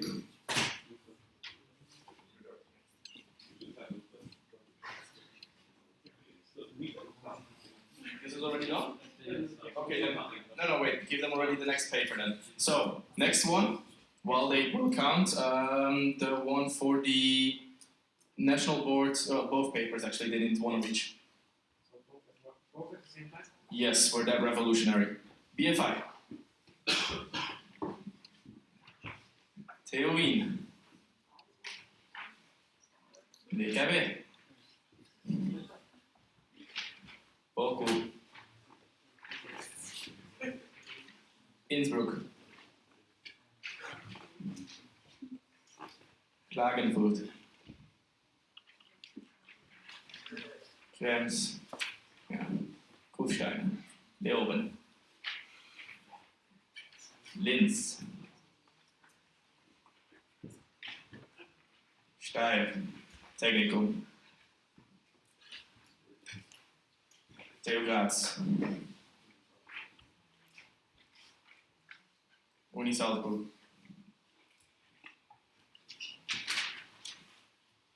Uni Graz, Uni Wien. So yeah, scrutinizers, please go count. I will collect the votes in this lovely bag. For everyone else, enjoy sitting.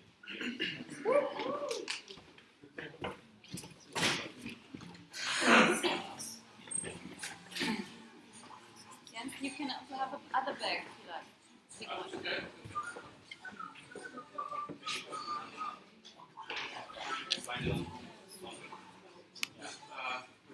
Yep.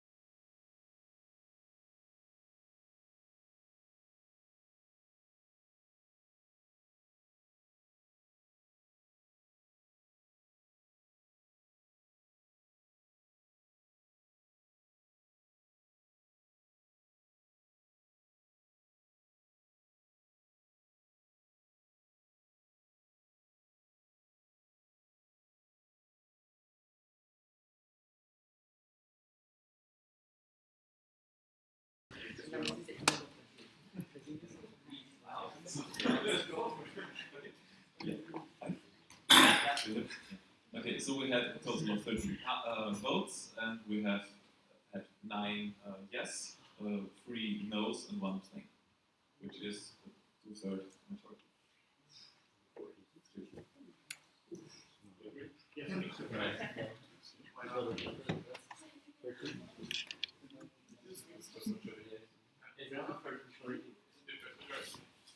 Math is difficult, but in this case, We have 4 not yes, which is okay, great. Well, no, sorry, wait. I am expelled. Thank you. These you can count when you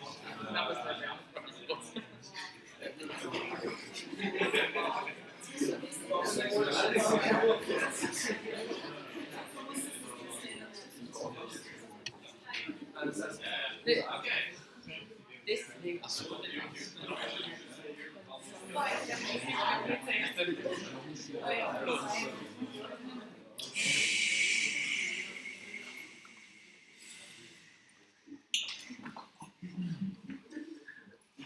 Okay, also ignore the fact that there's always this large dot at the start. I noticed it now and I'm way too lazy to change this for every single slide.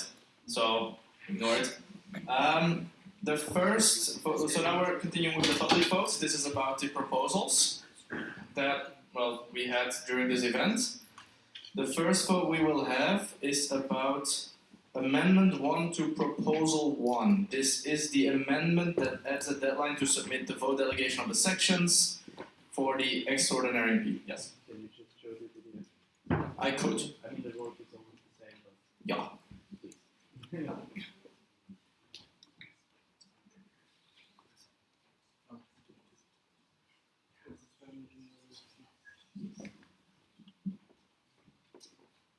It's this beautiful monster.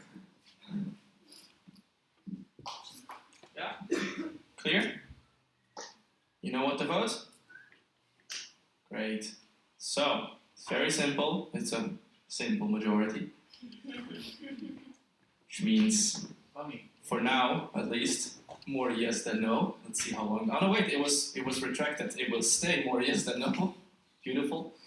You have 3 options: yes, no, and abstain. BF5 Vienna, do you approve Amendment 1 to Proposal 1? Yes. Theowien? Yes. DKW? Yes. Boku? Yes. Innsbruck? Yes. Klagenfurt? Yes. Krems? Kufstein? Leoben? No. Linz? Yes. Steyr? Wait.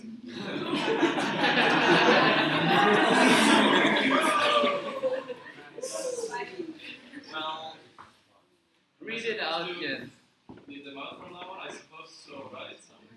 Does it go into effect immediately? Whatever. Technical. Yes. Theo Graz? No. Uni Salzburg? Yes. Uni Graz? Uni Wien?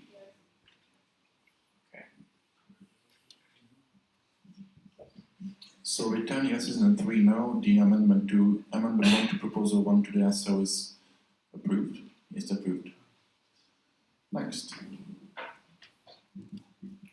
Okay, so this means that we're now voting on the amended Proposal 1, which is, well, this again actually. No, is it? Yeah, it's this one.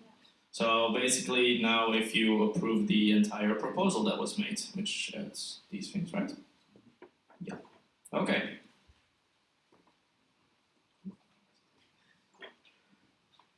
Do you approve the amended Proposal 1 to the standing orders? Sorry, BF5 Vienna. Yes. Theowien. Yes. WKW. Yes. Boku. Yes.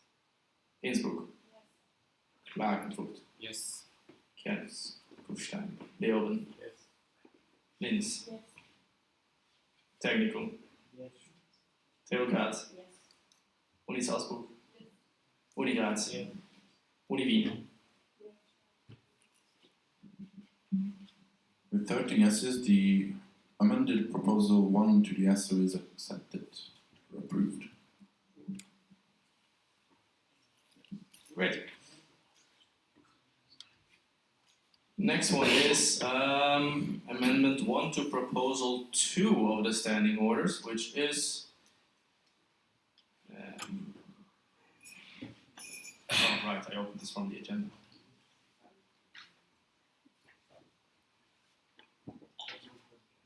Ah yeah, it's the international guest thing.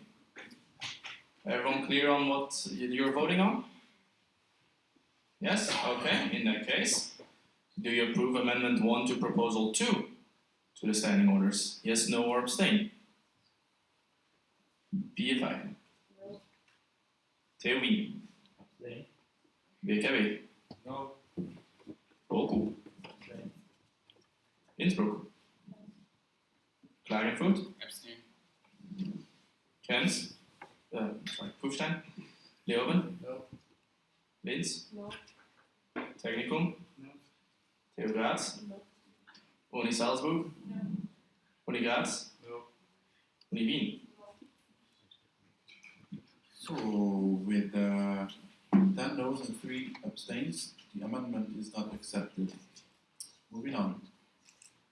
Okay, so this means we're voting on the original Proposal 2 and also at the same time on Proposal 3 because these two collide with each other. Yeah. First explain, then show. So this means that you're voting on whether you want this proposal, which is proposal 2, which changes basically all those deadlines that we were talking about before.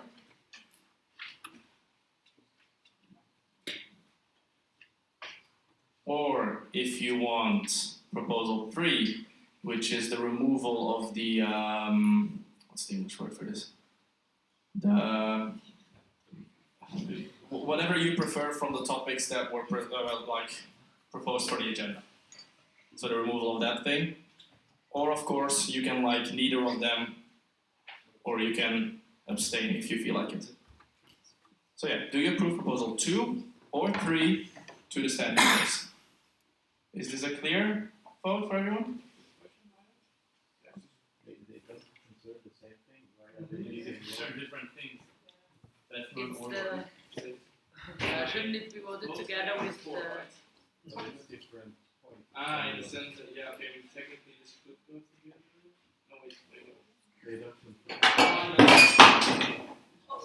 The gravity is strong today. Yeah, guys, it shouldn't be so difficult not to drop stuff.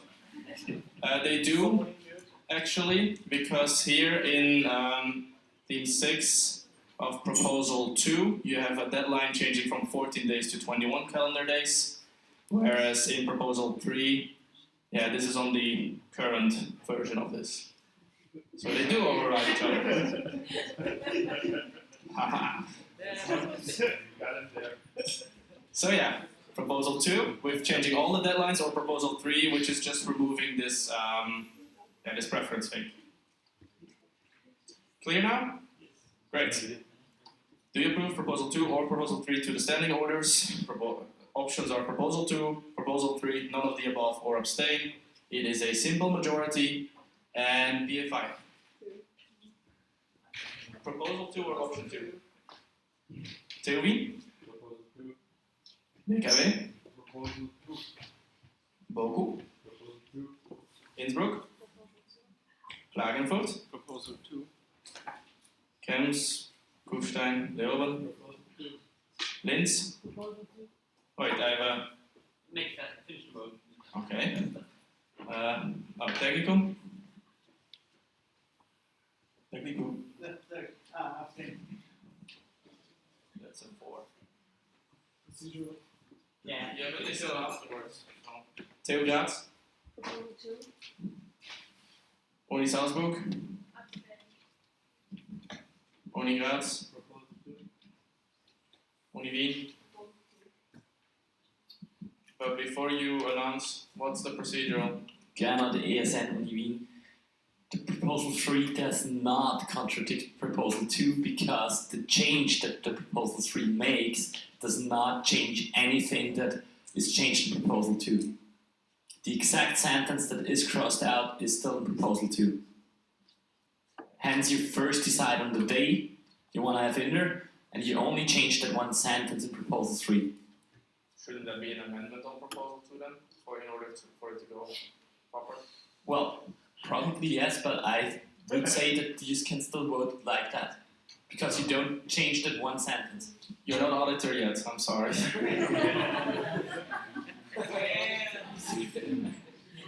So, what are the results? So, I guess, interesting. So, with 11 votes on proposal 2 and 2 abstainments, the MP approved the proposal 2. Yay! Okay, moving on. Amendment 1 to proposal 4. What is this? Wait, there is no amendment 1. I am an auditor. I did no such thing. It's okay. This slide never existed. Proposal 4. No, this is this switching to the Swiss system, but Austrian? Yes. Yeah, so this is the new election system of the chairing team, where the main chair is elected at the previous national platform, who then gets to choose his team, and then you still have to approve it later if you like it or not, and blah blah blah. This is proposal 4. Is this clear? Yes? Okay, great. In that case, do you approve proposal 4 to the standing orders? Yes, no, abstain. Simple majority again. Everything else? BFI? Yes. Teowini? Yes. BKW? No. Boku? Yes. Innsbruck? Yes. Klagenfurt? Yes. Krems? Kufstein? Leeuwen? Yes. Linz? Yes. Technikum? Abstain. TU Graz? Uni Salzburg? Yes. Uni Graz? Yes. Uni Wien? No. So, with 10 yeses, 2 noes, and 1 abstains, the proposal 4 was accepted. Okay, moving on. Need to check my own voting order now. It's only amendment 1 that we need, right? Yes. Great. Oh, yeah. Yeah. Yeah. Okay, so yeah, amendment 2 and amendment 3 on proposal 5 are now gone because Steyer was expelled. So we're only voting on amendment 1, which is it's the one where we changed Krems, right? Yeah. Yeah, Krems is added somewhere else. Yep, the cluster is 2. So this is what you're voting now on, to amend proposal 5 to this cluster. Options are yes, no, abstain. BFI? Yes. COV? Yes. BKW? Yes. Boku? Yes. Innsbruck? Yes. Klagenfurt? Yes. Okay. Leeuwen. Kufstein? Leeuwen? Yes. Linz? Yes. Technikum? Yes. Uni Graz? Same. Wait, no, that's a TU Graz. Yes. You said it right, I said it wrong. TU Graz. Say it again, please. Same. Uni Salzburg? Yes. Uni Graz? Yes. Uni Wien? Yes. So, amendment 1 on proposal 5 went through. Amendment 2 and 3 do no longer exist. So we say, do you approve the amendment proposal 5 to the standing orders? And it looks exactly like this. Yes, no, abstain. BFI? Yes. Never mind. What are we voting on? Proposal 5.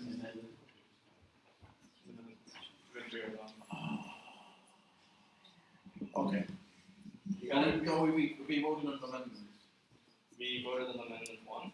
Yeah, Okay, now no, it's amendment. sorry. Do you approve amended proposal 5 to the standing orders? Yes, no, abstain. BFI? Yes. VKB? No, TU Wien, sorry. Yes. VKB? Yes. Boku? Yes. Innsbruck? Yes. Klagenfurt? Yes. Krems, Kufstein? Leeuwen? Yes. Linz? Yes. Technikum? Yes. TU Graz? Yes. Uni Salzburg? Yes. Uni Graz? Uni Wien? Yes. It's accepted.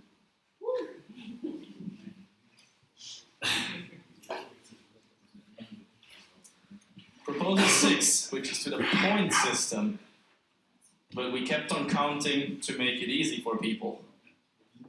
General rules, that it's this one, it's like the, oh yeah, that the points have to be put in the wiki, right? You don't get to feel till after the votes, I'm sorry. So, proposal 6 to the point system, yes, no, abstain, BFI. Yes. TU Wien, Abstain. VKW, Yes. Boku, Abstain. Innsbruck, Yes. Klagenfurt, Yes. Krems, Kufstein, Leeuwen, Yes. Linz, Yes. Technical, Yes. TU Graz, Yes. Uni Salzburg, Yes. Uni Graz, Yes. Uni Wien. So that was 11 yeses, 2 abstains, so it's accepted. Moving on. Proposal 7. Isn't it exciting? Or was there people? Just 100 more. What is this? This is getting points for having events around the causes, as far as I get it. Yes. So, proposal 7 to the point system. Yes, no, abstain. BFI. Yes. Theorin. Abstain. WKW. Yes. Boku. Yes. Innsbruck. Yes. Klagenfurt. Yes. Krems, Kufstein, Leoben. Yes. Linz. Yes. Technicum. TU Graz. Uni Salzburg. Yes. Uni Graz. Yes. Uni Wien. Yes. So with 11 yeses, 1 no, and 1 abstain, the proposal 7 was accepted. Right, now amendment 1 to proposal 8, which is the misbehavior one. So this is the percentages being 10%, 12%, and 15%. This is the harsher one, right? Yes. Yes. Do you approve amendment 1 to proposal 8? Yes, no, abstain. BFI. No. TU Wien. Yes. WKW. No. Boku. Yes. Innsbruck. Yes. Klagenfurt. Yes. Krems. Leoben. Linz. No. No, wait, what? Krems. Kufstein. Leoben. Yes. Linz. Technicum. No. TU Graz. No. Uni Salzburg. Uni Graz. Yes. Uni Wien. No. Oh, let's see. Oh yeah, with 8 yeses and 5 noes, this is accepted. So amendment 1, proposal 8 is accepted. So now we vote on the amended proposal 8. Woo!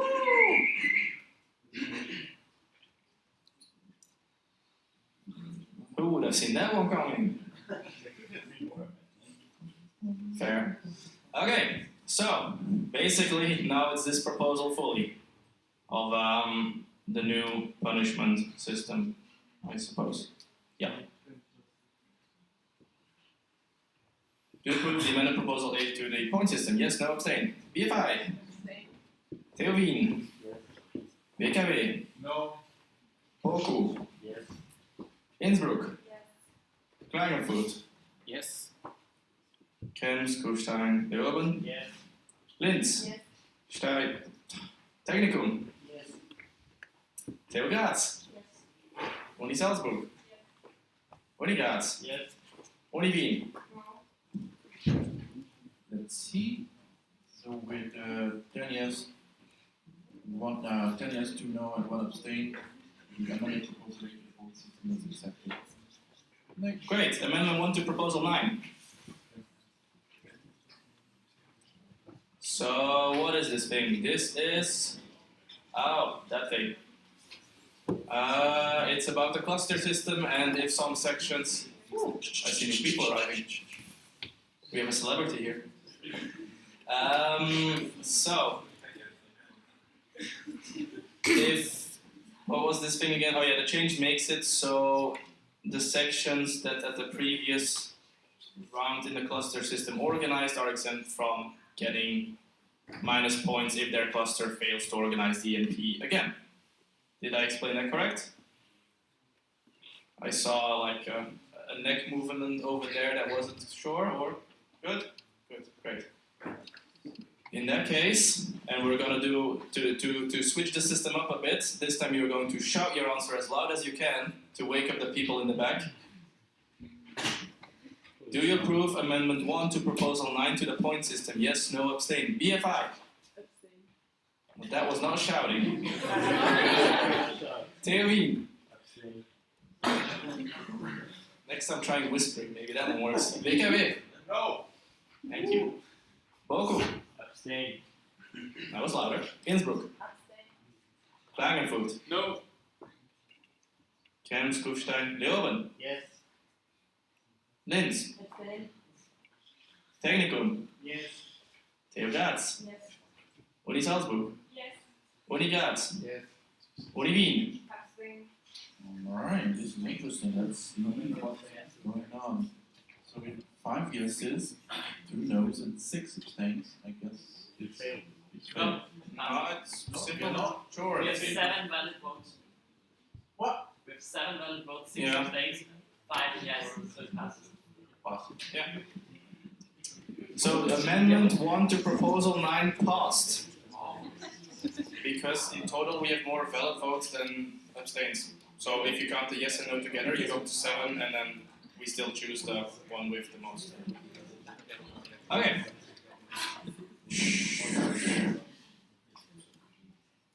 Next one, proposal 9. So yeah, the amended one. So literally this, but now the whole proposal.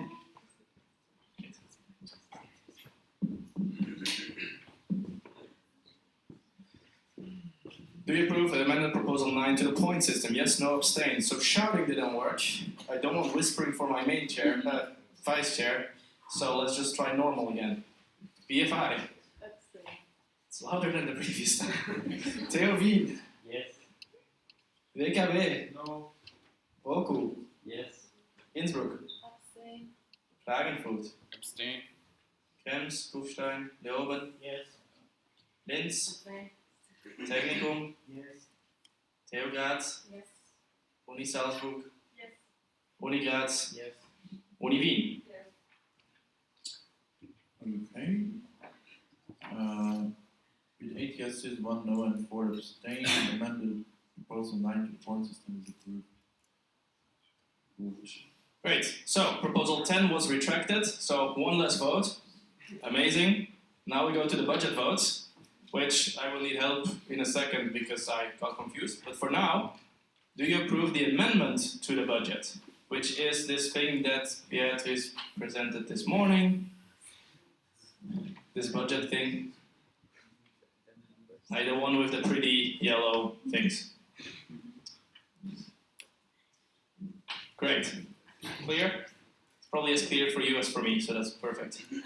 Do you approve the amendment to the budget? Yes, no, abstain. BFI. BFI. Yes. Theo Wien. Yes. WKW. Yes. Boku. Yes. Innsbruck. Klagenfurt. Yes. Krems, Kufstein. Leoben. Yes. Linz. Yes. Technikum. Yes. TU Graz. Uni Salzburg. Yes. Uni Graz. Yes. Uni Wien. Yes. Accepted. With 13 yeses. Okay, so 0 no. which budget was it exactly that we're voting on now? 0 abstain. The amended one. Yeah.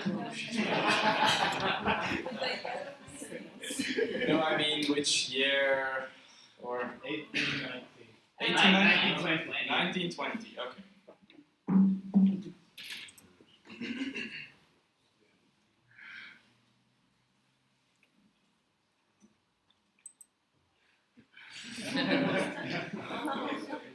Wait. This should be right.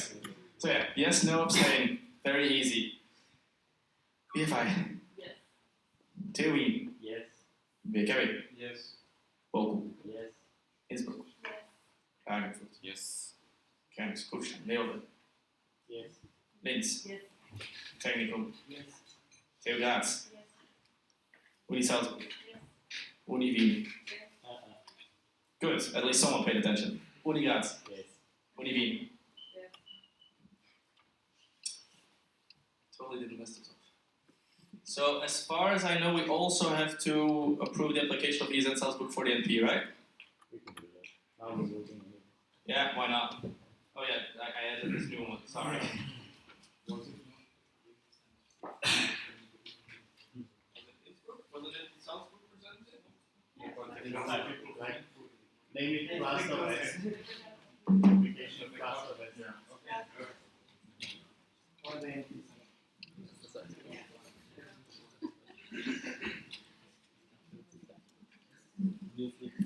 Happy? Happy. So, do you approve the application of Cluster West site for the next national platform? Yes, no, abstain? BFI. Yes. Theo Wien. Theo Wien? Yes. WKW? Yes. Bogu? Yes. Innsbruck? Klagenfurt? Yes. Kernskopstein? Leoben? Yes. Linz? Yes. Technical? Theo Graz? People in the back, shush. Uni Salzburg? Yes. Uni Graz? Yes. Uni Wien? Yes. Amazing. Fabian Solomon abstained. Good. Great. So we have like one more vote, but we can't do it right now because we need the other results, and the scrutinizers are counting these somewhere, I assume. I don't know where they went. Oh, there. You already have the results? Yeah, exactly, right? So later. Good. Yeah. So that means that for now, I think we're done with the voting. I'm just gonna look at my vice chair until he confirms me. We're done. We're done. Boring. Most of them get accepted. No. Wait, stay for a second. Oh no, wait, actually, yeah, vote delegates, you can go sit wherever you want again. We will now have a presentation. Or actually, if, would you guys now be ready to? Yeah, because I think everyone needs some energy. BFI has something prepared for us.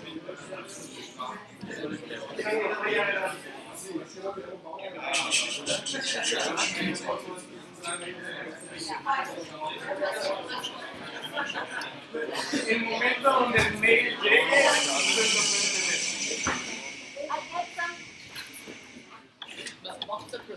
Oh, can someone give back the pens to whoever you took it from? Julia, all of them.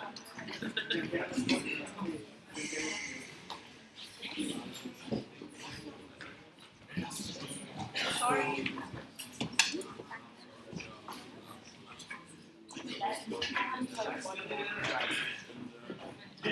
Kids? Energizer? Come on, buddy.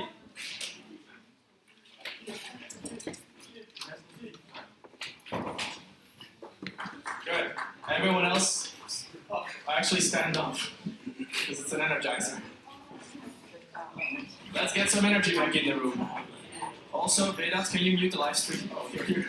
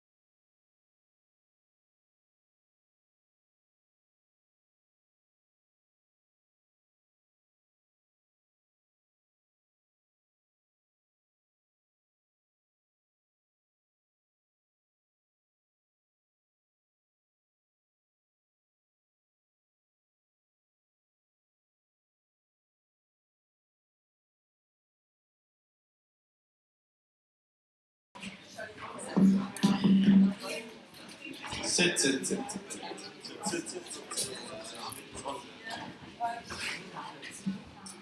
Sit down. Also on the left side of the room. Also on the right side of the room, except actually Didi and Paula. You can of course already come to the front, but everyone else, sit. Vedan, you can stand. You're special.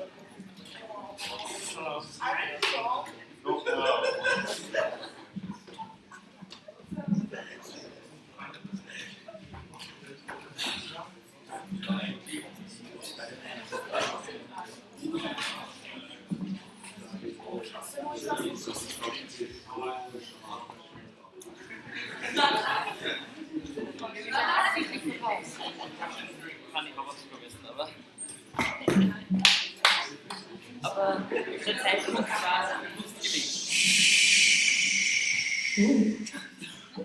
Can you hear me? Yes. Does everybody know what International Erasmus Games are? Yeah. Raise your hands. Yes. Okay.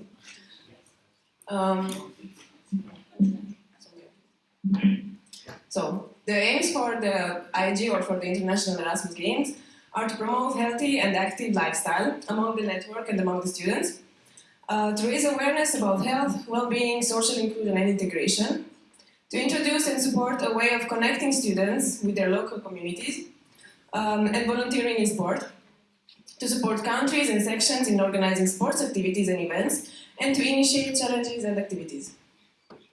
Next. So, IG as an event, there are three main sports competitions that are played: futsal, volleyball, and basketball. And usually we also add one more sport, but that depends also.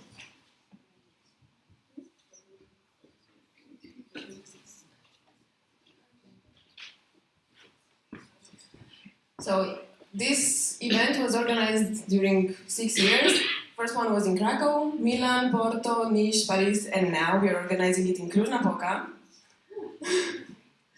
And we will have a lot of fun because we organize.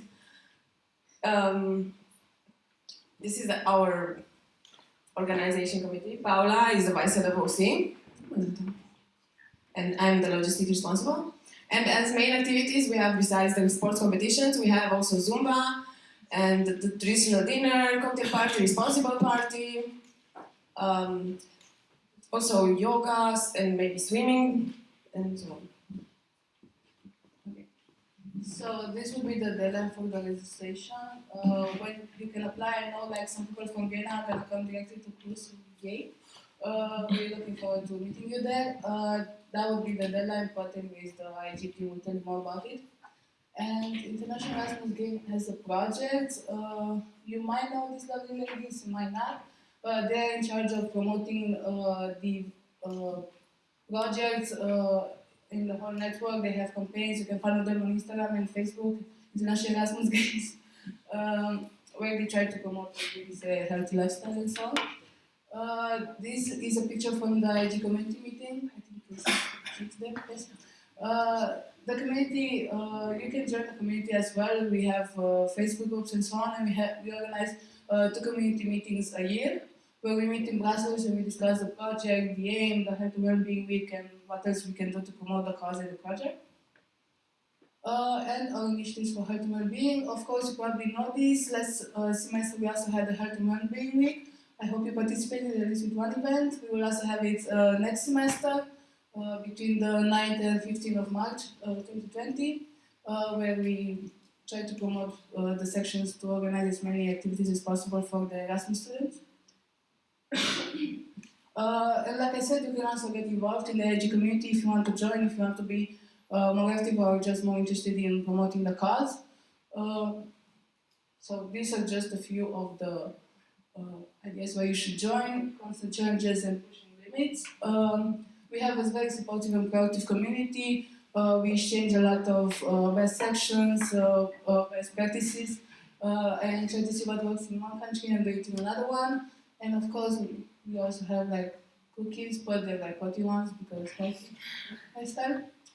And yeah, like I said, we have an informal Facebook group that you can join. Also, there's the official email of the project team. And of course, on Wiki you can find basically everything. So mainly why we wanted to present this, not only because we're in the IAG OC for this year, but also because I sometimes feel like maybe health well-being is not the most promoted cause in the network, so we're trying to promote it and make people more aware that they can do so many things. You don't have to do just exactly sport events, you can also just like do yoga or go swimming or like take a chill day in the park that also cause like mental health being, so yes. And see you on Krishna Poka, hopefully, at least some of you.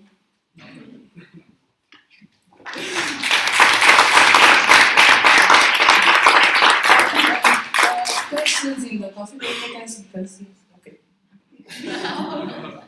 In the lunch, but yes. Okay. Now, code of conduct.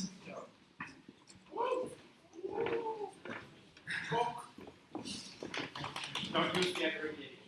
That is a very bad abbreviation.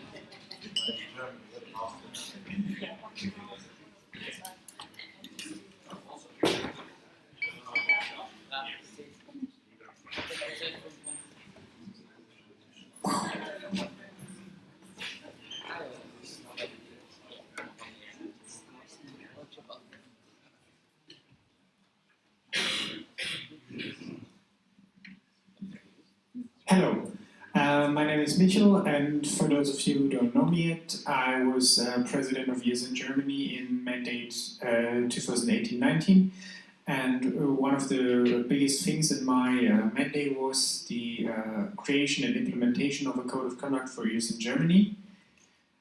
And I was asked by your national board to present this initiative from our country, and yes. First of all, what is a code of conduct? A code of conduct is, according to definition, a document that establishes behavioral and ethical standards for a particular workplace, or in our case, a network, that confirms a business's official position on a range of issues, and in our case, network's position on a range of issues. So how do we deal with whatever cases that might arise in a group with 100 people? The next question you might ask yourself, why should ESN Austria or ESN Germany adopt a code of conduct? Well, first thing is you show your participants in the network that you take any case that might arise seriously. You treat it with the necessary respect, and you show that you understand that these conflicts might arise. Second thing, different countries in Europe have different communication behavior. People from different countries communicate differently with each other, and with your own code of conduct for your own country, you can write rules that capture the reality of your country. Third thing, with your own code of conduct, you can capture all communication platforms that your country uses. You not only communicate on the platform, you also communicate via mail, Slack, Facebook, WhatsApp, local section, whatever. And by just referring to the International Code of Conduct, by using international, not everything might be captured. And fourth lesson, how do you proceed with violations? With your own code of conduct, you can set specific steps that might be taken if a violation arises. Then also for the participants, a code of conduct has a preventive effect. If participants know that there's a code of conduct, they already know from the beginning what to expect in case a violation happens. because it's a rule book. Then we are adults, so we should handle code of violations like adults do. Additionally, a code of conduct for an organization like ESN conveys professionalism towards stakeholders like national agency, European Parliament, you name it. They, in our case, for example, in Germany, our national agency and other student organizations are very impressed that we have something like this and that we handle cases in this manner. And last but not least, newbies feel safer that they know that there's a rule book and that there is someone who turn to in case they feel unsafe. So the conclusion, having your own code of conduct instead of just referring to the international one is more binding and conveys more authority towards the participants. Your own code of conduct captures your country's behavioral reality. It gives you more power to decide, and you show everyone that you take violations seriously. And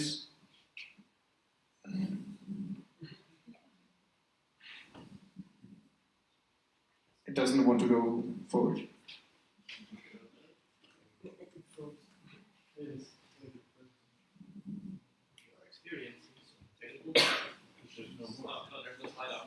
Okay. Okay. There should be a slide with my email address, but if you have any kind of question, just approach me in the lunch break. Yes, thank you.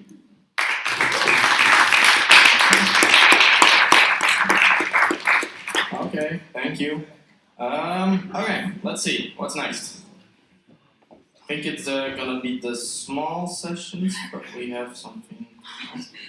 So, two things. First of all, there will be an announcement from the OC. We will get that in just a moment. Secondly, we took away 15 minutes from the small session block this morning, but we have a 20-minute buffer that we haven't had to use yet, plus we're 30 minutes ahead of what we planned this morning, which means we could actually add these 15 minutes back. If that's fine, if there's no objections to this, I'm giving the workshop holders their full hour back.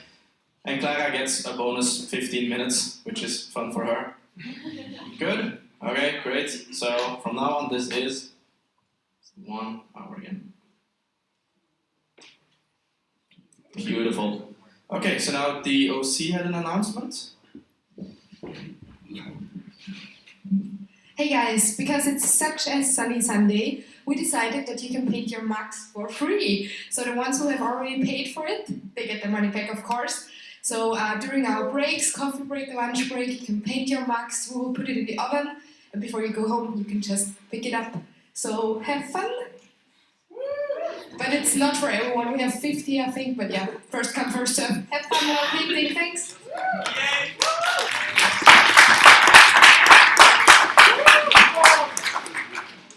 Okay, so now, small sessions. We have 4 of them. Do we? Yes, we do. I updated stuff, great. It's gonna be 1 hour long. We will have, well actually, can I get Jose on the stage? Can I get myself on the stage and Lucas and Clara?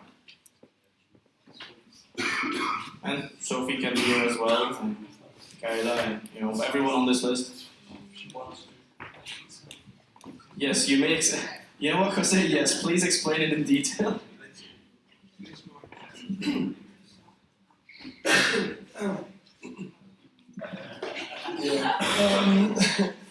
So basically, for the last few months, I've been dealing with the topic of leadership. I've been giving some sessions and workshops about it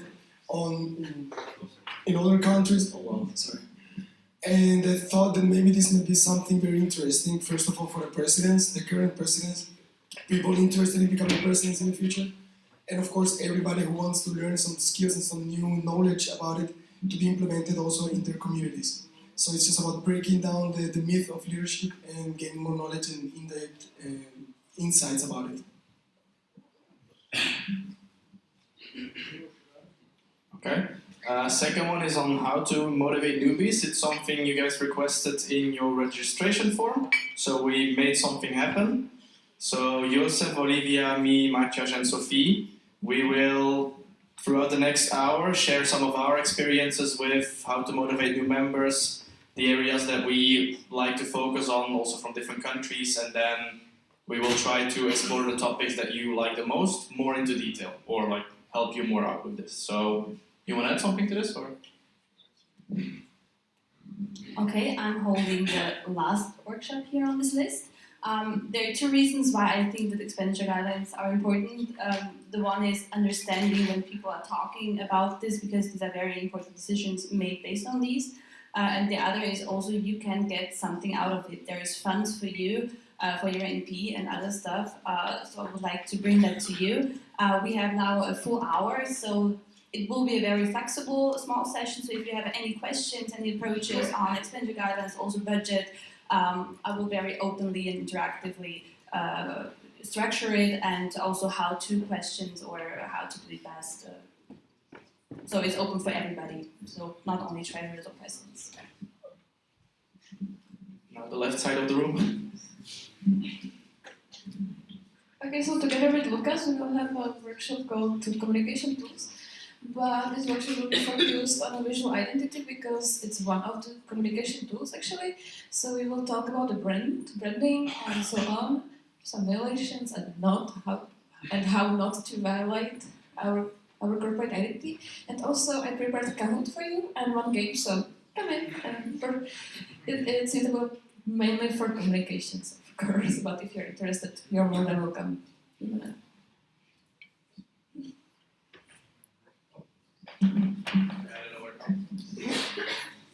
Okay, so rooms, very easy. Jose gets to stay here.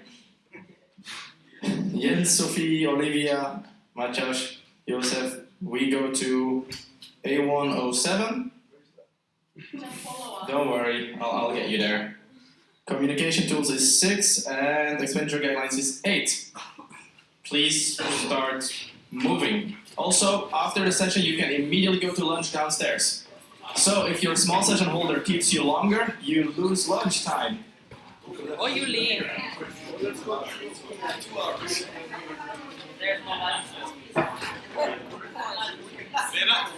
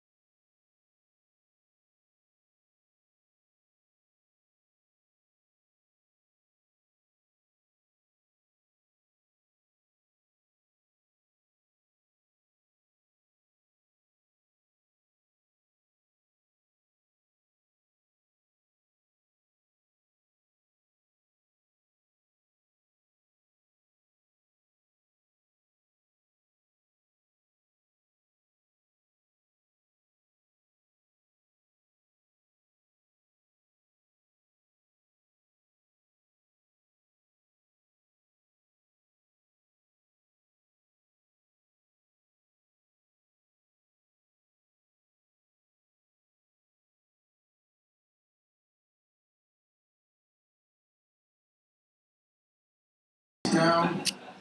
Shush. Get around, children. Yes, Papa. This is gonna be lit.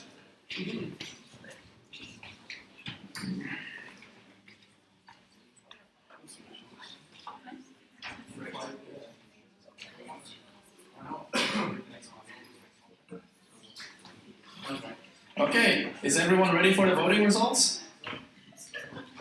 I mean, not that you have a choice, but you know.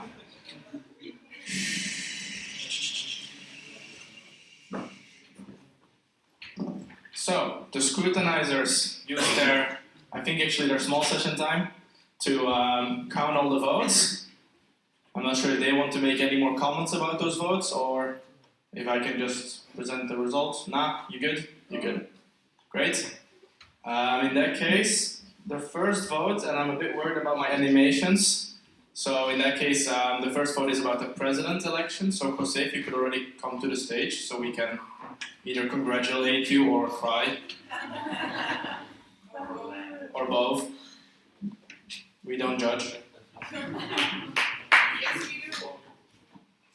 So let's see if these animations work. Jose, people, you had the choice to, elect Jose as your president for the next mandate, or elect nobody, or abstain. Let's see what you did. These animations work.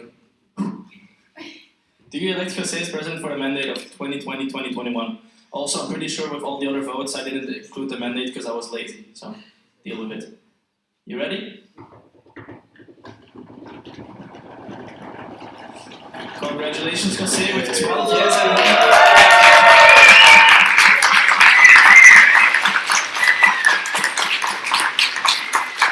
you want to say something? But you accept the results? You're happy? Yes. Yes, great. Okay, well, give him an applause and let's go.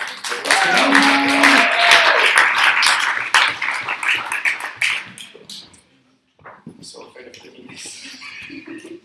Sophie, you already want to come down here? Thank you.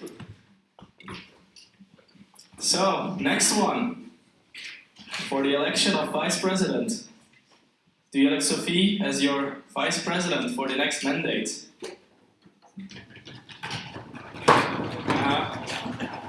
Ready? With 12 yes and 1 no, congratulations, Sophie.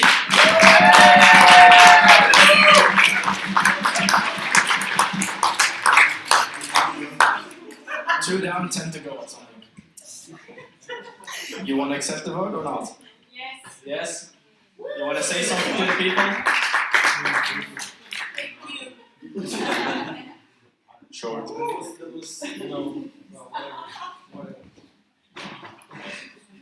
Lucas, next vote is for an R.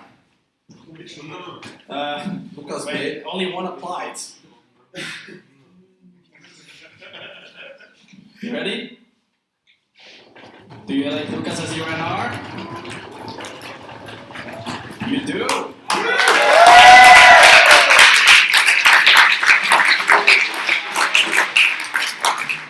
Do you accept these results, Lucas? Yes, of course, thank you. Next is for... Oh, I put Lucas and R twice? No, never mind. Treasure application? Are you ready? Do you like Beatrice as your treasurer for the next mandate?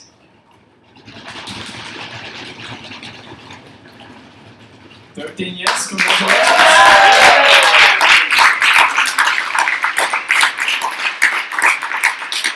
Do you accept the results? I accept.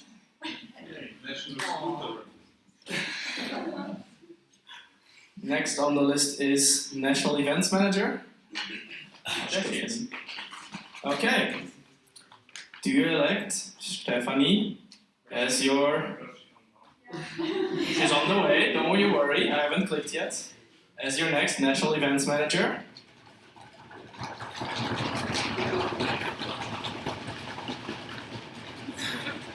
Well, yes, 1 no, congratulations.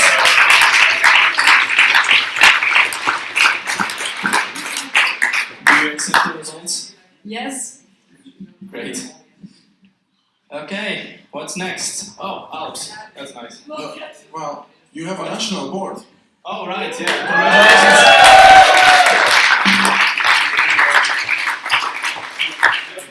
You guys want to say something together to the audience? Yes. Jose, come on. What is this? Sit. Fair. In that case, give them another applause and yeah, please do sit.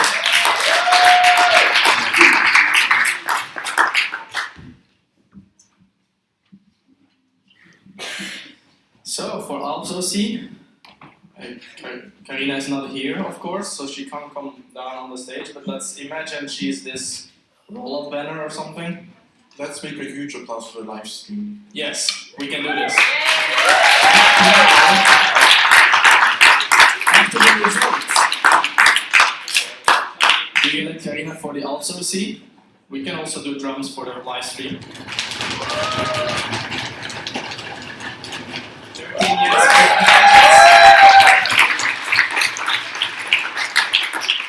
Karina, do you accept? Well, we'll just assume she does. Okay, next is Magdalena for Alps OC, if I'm correct. I am. Great. Let's do some drums. And she's there as well, right? Get over here.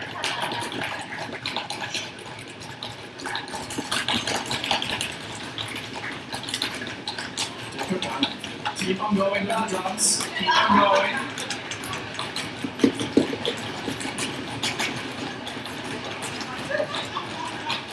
Yes, congratulations.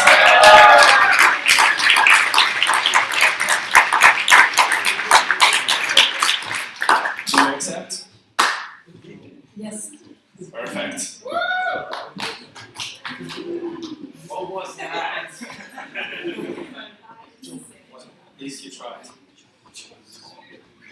Okay, next is main arbitrator. Am I correct? Yes, I am. Do you elect Leander as your main arbitrator? Yes, no, abstain. Leander, where are you? Drums for the live stream?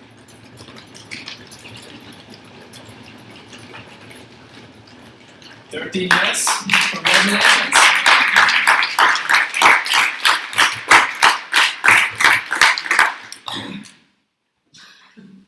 Now we come to the slightly more exciting votes. No offense, national votes. Good. Which I'm like right now going to test if the animations even work before I show the slide. Approved? Sure. Sure. I can do with a sure. So, who do you elect as Rechnungsprüfers? Clara, you're the only candidate here, but yeah. Where are the drums?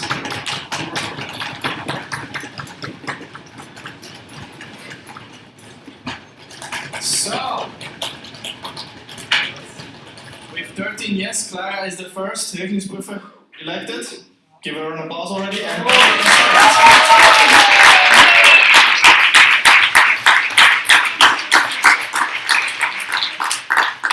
are you fine with these results? I definitely. Good, because more was not really possible. Okay, and yeah, Patrick is elected as well with 8 votes in favor of him. He's unfortunately not here, but I'm sure he's watching the live stream, so give him an applause as well.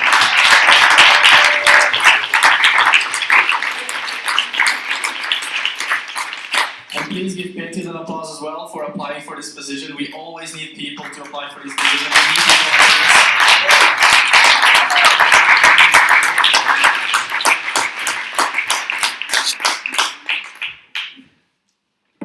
You want to say something? No. Okay. You have to say yes and I accept. You already did actually, but you may say it again. Do you accept? Do you accept? I gladly do. There we go. What? Can you explain the numbers? The two missing. Two missing. Oh yeah, that was, okay. I asked if we should, then yes we should. So for the 13 casted votes, 2 of the votes were okay. So 11 delegates voted for 2, and 2 delegates only casted 1 vote for one person. Make sense? Yeah. But still fine, everyone's elected. Yay. Just to clear. Such a killjoys. Okay, next one. Let's try this as well beforehand.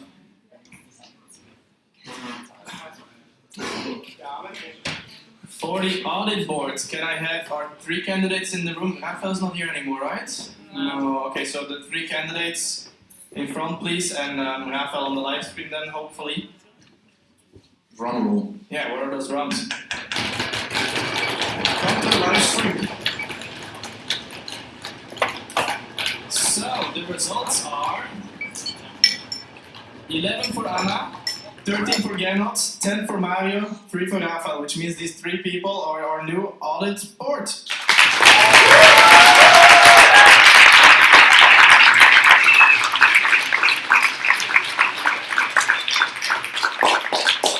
If you accept the results. I do. I do. I do. Just making sure. Also, please give an applause to Rafael for applying.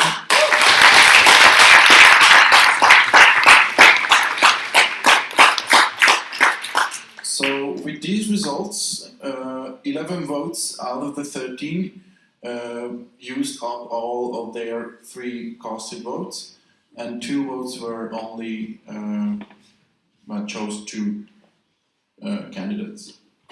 Make sense? I heard a what? Who was a what? I guess the what is gone. It's okay. Thank you. Great. No, they can stay actually. Stay. Yeah, because there is another vote now. Oh, yeah. So,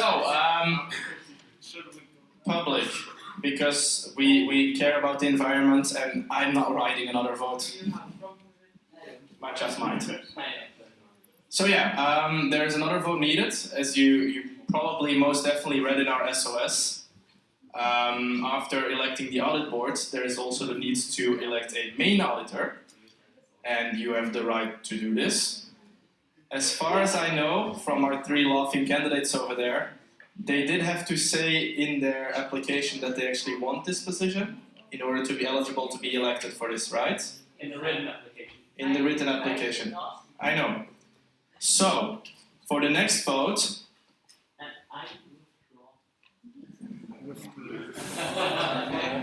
you couldn't have told me this during lunch. Mm-hmm. Sure.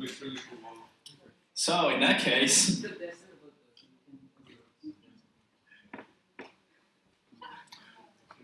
well, is there...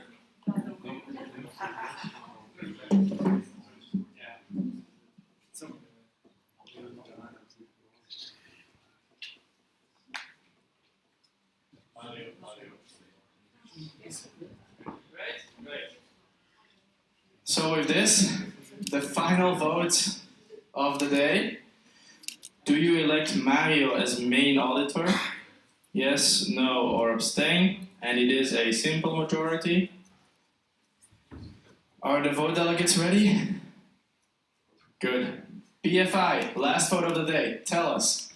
Yes, no, or abstain?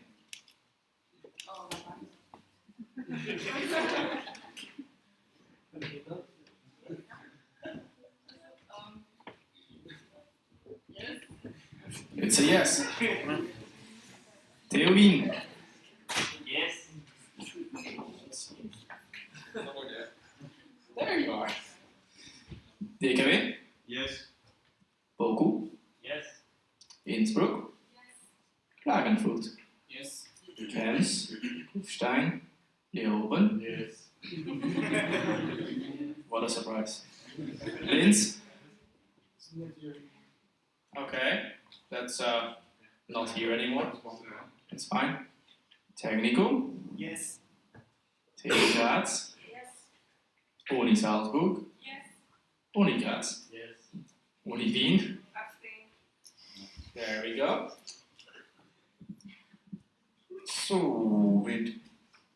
So there's 1-1, okay.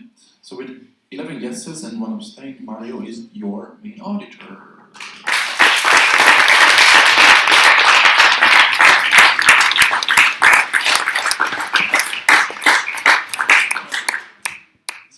after this? No? Great. Okay, well with this, the votings are over. Thank you very much for everyone who applied. Thank you very much for everyone who voted. And yeah, give everyone an applause and let's continue.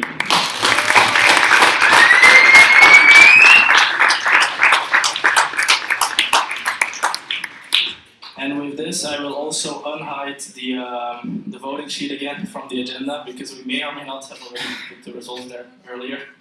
It's okay. May or may not. Yet to be confirmed. Wow, we're ahead of time. This doesn't happen often. So, we've come to the last parts of the day, which is appreciating people and then the closing session. For the appreciation thing, it's very simple how this is going to work. So, of course, we need to gather our thoughts after this event, after we've slept a bit, give feedback to the OC, to the chairing team, to the national board, to each other, to everyone. And for this, we will send out a form. So you can, of course, do this, and then we can use this feedback for the next events and improve. But for now, after a long and exhausting weekend for many people here, including yourself most likely, we will close the event by having a session where we can appreciate the work that we've all put into ESN. The work that we've all put... Can you stop pointing at me? The work we've all put into this event. The amount of effort you guys put into paying attention, but also the OC for what they did. Maybe a bit of us as well, you know, we like a hug here and there. Also the national board for what they did, for all the content they provided and so forth. And that's what this moment is going to be about. We have 30 minutes planned for this, but this can go hopelessly off agenda. So if you want to keep on appreciating people for the next 2 hours, only our vice chair will have to leave, but that's okay. He's not gonna make minutes about appreciation anyway. He's gonna be crying here. But that's also okay. So yeah, I would need a volunteer maybe who can go around. Well, actually, I can also do it. I'll go around with the microphone. That's okay. The first thing we'll do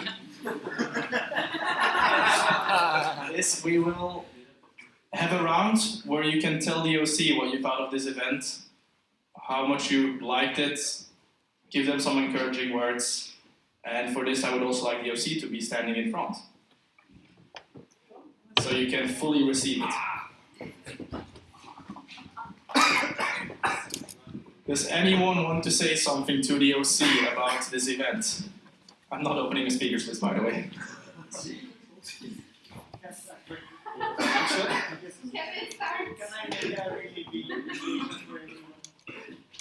You can do anything you want.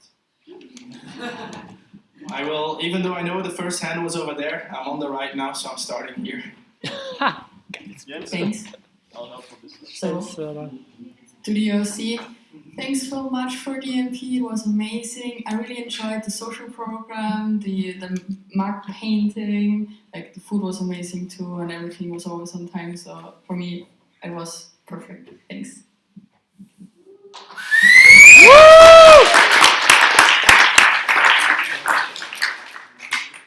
I see someone over there. Wait. One by one. Okay, so I'm pretty much covered, but I really would like to grab the chance to say thank you. It was my first international MP, and I think everything went surprisingly smooth, and I had a wonderful host. Thank you, Ella, the best host. So, thank you so much, guys. I think you did a great job.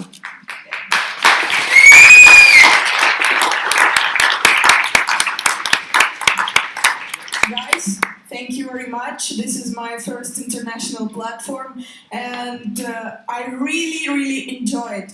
Thank all of you who made it. Like national board, OC, you are the best. Tamara, kisses.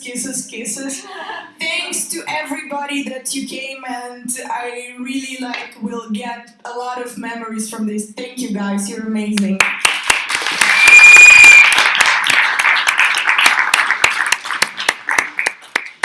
So I'd like to thank you as as well to OC because it's also my first national platform outside of the Czech Republic. So thank you guys. You're doing amazing job, and especially if you're taking care of us. I mean, like international guests. You're doing pretty good job. So thank you very much. Also, I would like to thank you, NB, that you invited us. So I'm so glad that I had the opportunity to be there and meet with your network and a lot of people here. So thank you very much. And of course, chairing team, it was also good.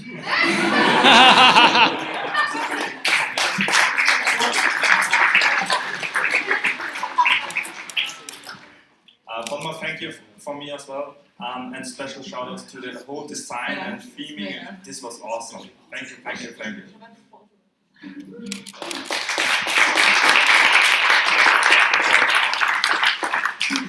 So I want to say thank you too, because I know all the hours that the OC spent working on this for the last weeks and months, and a special heart welcome to Tamara. I know she sometimes keeps herself in the back because she doesn't want to know, but she's been busting her ass off, and I want a really loud, like the loudest you've ever clapped in your life for her to hear.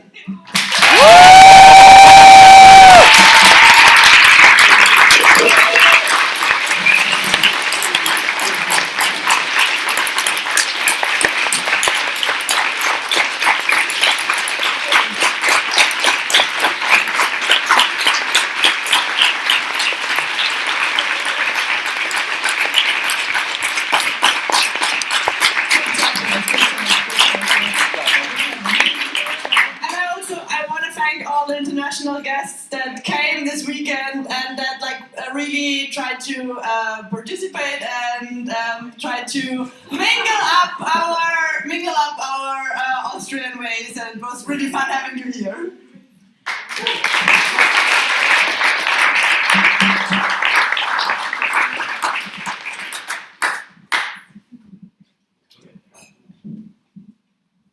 So, first of all, to the NB and the city, really great job, and yeah, everything went really smooth.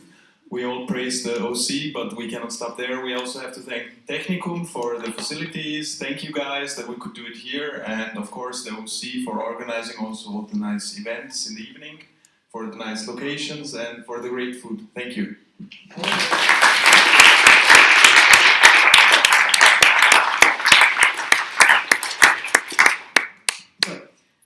I want to thank. Oh, the list is coming. First, the OC. I love what you did, and the execution is amazing. Like everything you did in here is on point. Well done. Then to the city. First, Jens, thanks for everything in there and for attending all the messages I sent you in Slack. Really, thank you.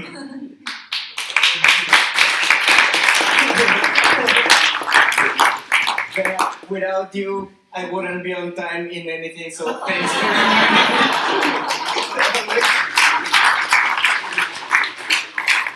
Matthias, I love the style you have, Cherry.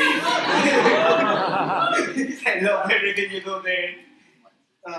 To all the workshop holders, amazing. I learned so much. I will be using this knowledge the next week.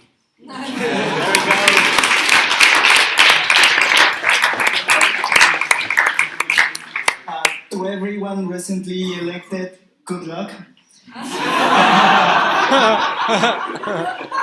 And for everyone else, thank you for the energy you put in this.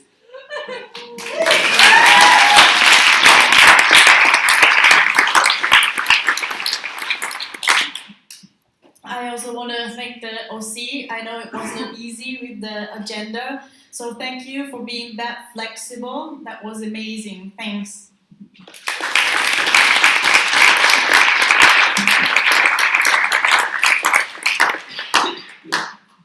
Sorry, I didn't see you wave. So yeah, regarding OC, I think everyone's covered. You were amazing. To the national board, I think props for voluntarily sacrificing yourselves for another year. And thank you, Sophie, for accommodating us international guests so amazingly. And to the CT, again, props for what you did, because I know how hard it is. You know that I know, because he chaired a national platform 2 weeks ago. You guys have great chemistry. And for all the last minute changes and the stress with the votings, the way you handled it, you didn't cry and you didn't shout at people, and that's amazing. Like, seriously, props for how well you handled that. You were an amazing CT.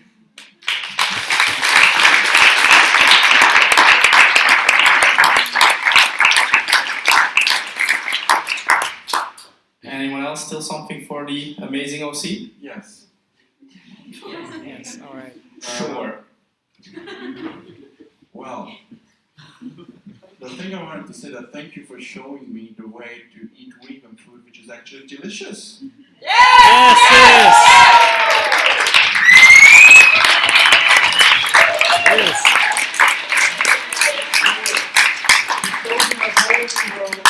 And you opened my eye, but I never want to eat vegan food when I'm to carnivores, but thank you so much for that. And thank you for all the help you gave us, and thank you for, well, basically everything, for the social programs, for the smiles. I didn't get any hugs, but that's fine. It doesn't count.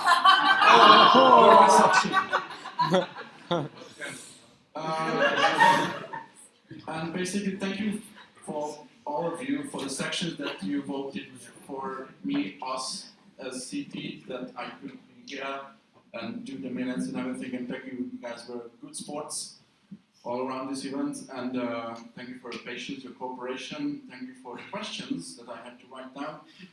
And thank you for the work that you gave me for the next how many weeks? Sophie, how much time do I have for this? You have 10 days. I have 10 days. 10 days off. All right. Thank you so much. You're welcome.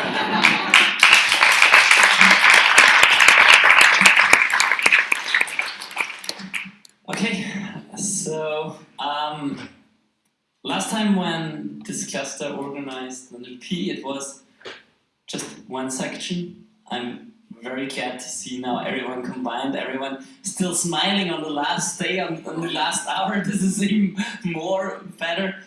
I'm so proud of you all. It was such a pleasure to be hosted by you. You embraced the theme, but also got us the right relaxation exactly when we need it. I mean, now, of course, chocolate at the end always comes good, but we started off with sparkling wine, so I guess it was from A to Z a perfect thing, not only with the hosting, not only with the food, but with everything. It was everything thought of so well, so thank you so much.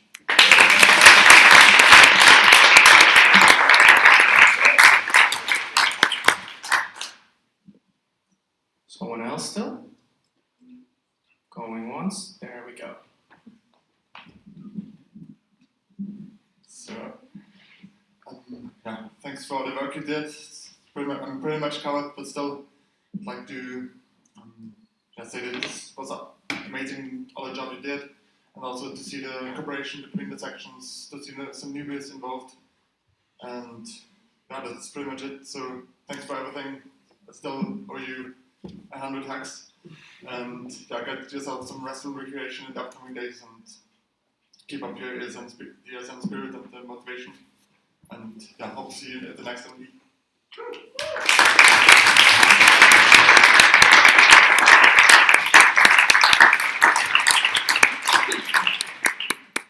Someone else? Oh, over there. Beta, that's a bit closer for you. So first, thanks to Ella. She did an amazing job with all the activities that she planned. And yeah, give an applause to her, please. Thank you, Ella.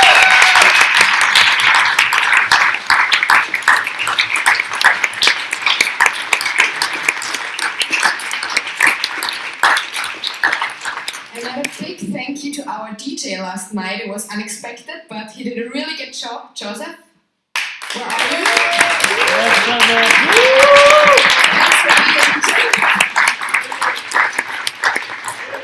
And thanks to all hosts that were able to host people, our international guests, and the volunteers, of course. Thanks for helping us and making this possible.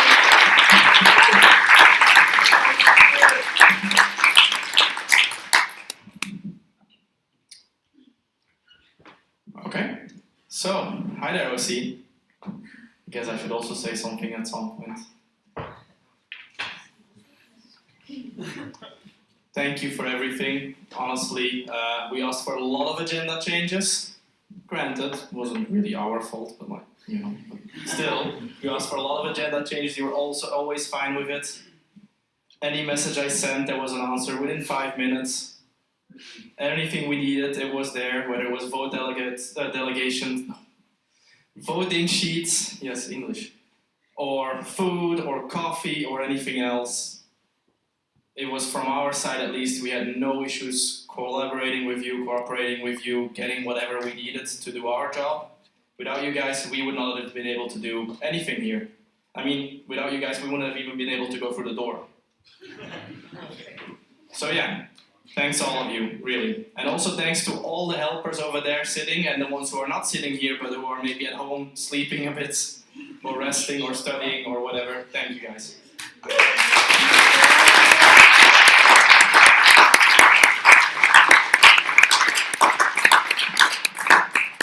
Anyone else still?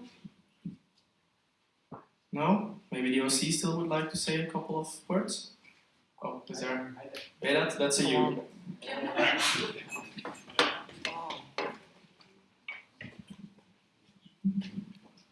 I also want to thank all the non-Viennese sections and international guests for making the effort and coming to Vienna. It can be far, and thanks for having you here.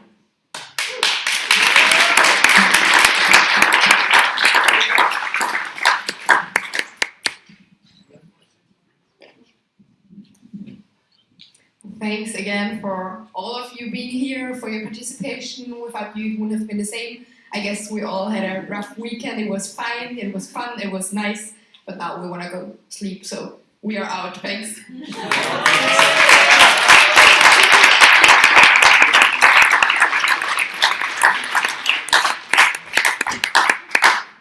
Okay, give them one more final applause.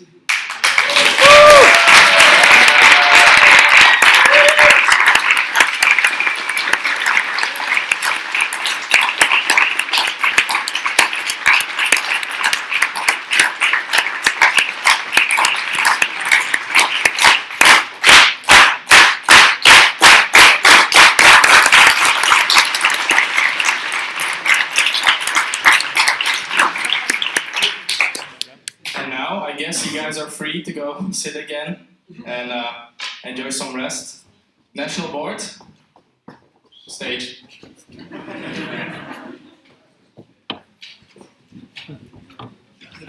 Yeah, sure. Oh, I have to walk now.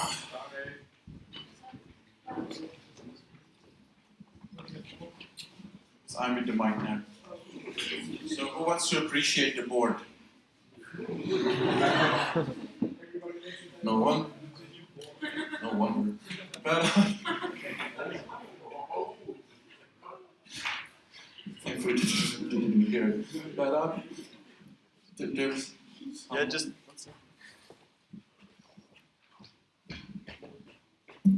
Yeah, I didn't say thank you for you in the last round, but I think we also have to because we had super useful workshops, which I think we can bring home to Hungary, to Debrecen, our section, and hopefully we can implement a few things. So thank you.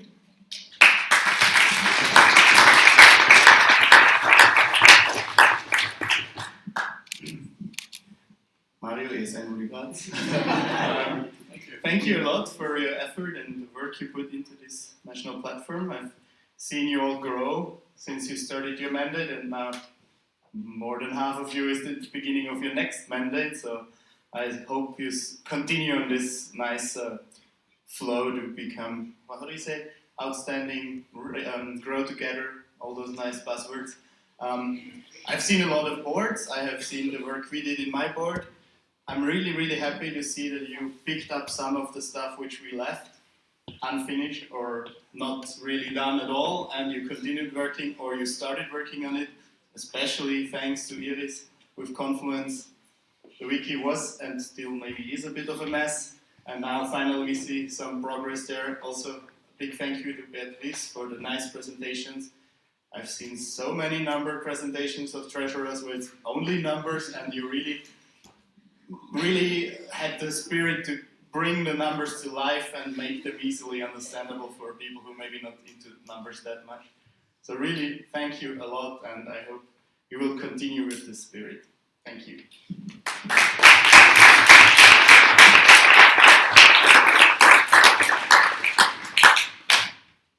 Hungary needs a treasurer.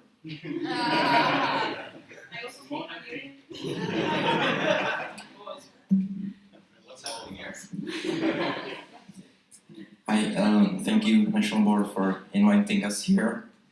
And I hope we can extend our body country cooperation more and maybe organize some events together or share practices with our members between themselves.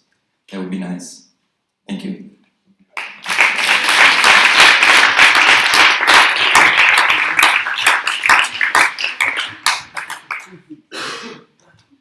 Anyone else?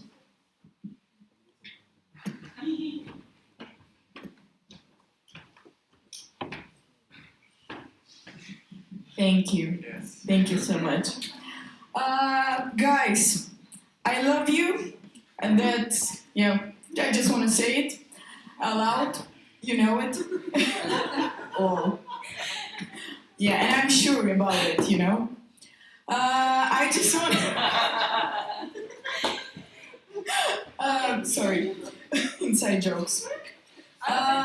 Thank you for all your job, visible and invisible, that you are doing in Essen, Austria, and it's really great that you're doing it. Thank you again, and keep going, and tomorrow is never tomorrow.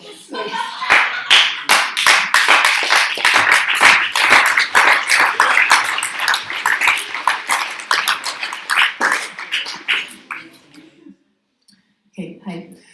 First of all, congrats to all of you. I know it can be quite hard organizing an MP, if you can hear me. Anyways, and I just want to say, like, you look like a really good team, so congrats for that, because I know MP life can be stressful sometimes and difficulties and so on, but you really look like a tight team, and congrats. And you did a really good job.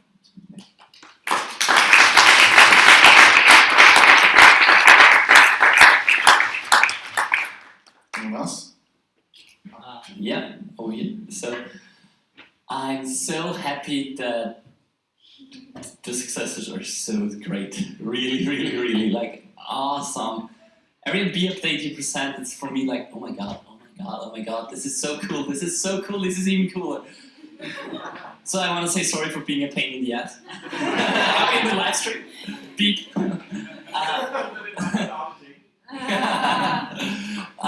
Well, I just wanted to come to that.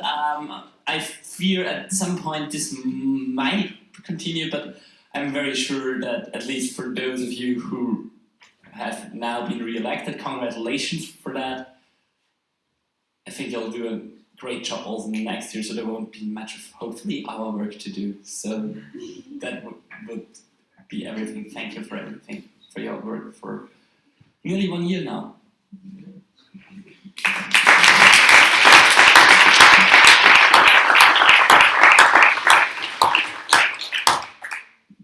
Anyone else? Jens? Denied. Appreciation round is closed. You can see that chemistry, right? National Board. It's been a journey. I was there when you were elected. I was there in Linz. I was there in MP Vienna November, and I'm here again with you guys. I mean, some of you changed around, some of you are just new people now, but it's okay. Let's pretend like it was all the same the entire time. I've seen you guys grow, see you guys do a lot of new things. I've seen things happen that I imagined would take years, and you managed to do it in a couple of months, because why not? Because you have that much time, apparently. it's really nice to know that after being in the national board for, I don't know, I was a year and a half or something, that I could step out of it and see you guys take over, and I don't have a single regret. I don't have to worry. You're doing your jobs, you're doing more than you should be doing, and you're making so much progress. It's amazing to see. Lucas? Yeah, Lucas B. Mr. NR. You've been NR for what now, 2 months? Ish. Not only are you the voice of the sections, you've managed to make old people like me, like Gernot over there as well, I assume, like Mario, not that they know what I'm going to say, but whatever, feel welcome here, feel needed, feel appreciated, asking our assistance. You cannot imagine how nice that is to feel, I'm sorry, I was not choking up, that was timeless. To feel needed like this.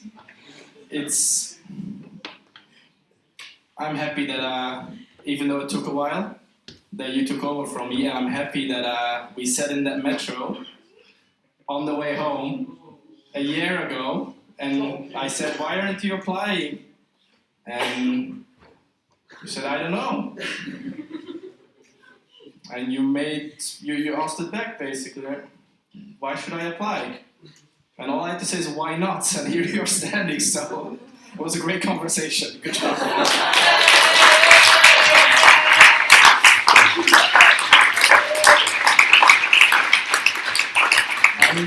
You didn't need a lot of convincing, and I know you kind of half hate me for it as well. But am I happy that you're in this board right now? So congratulations to all of you, but also mostly congratulations to you, Lucas. I'm proud.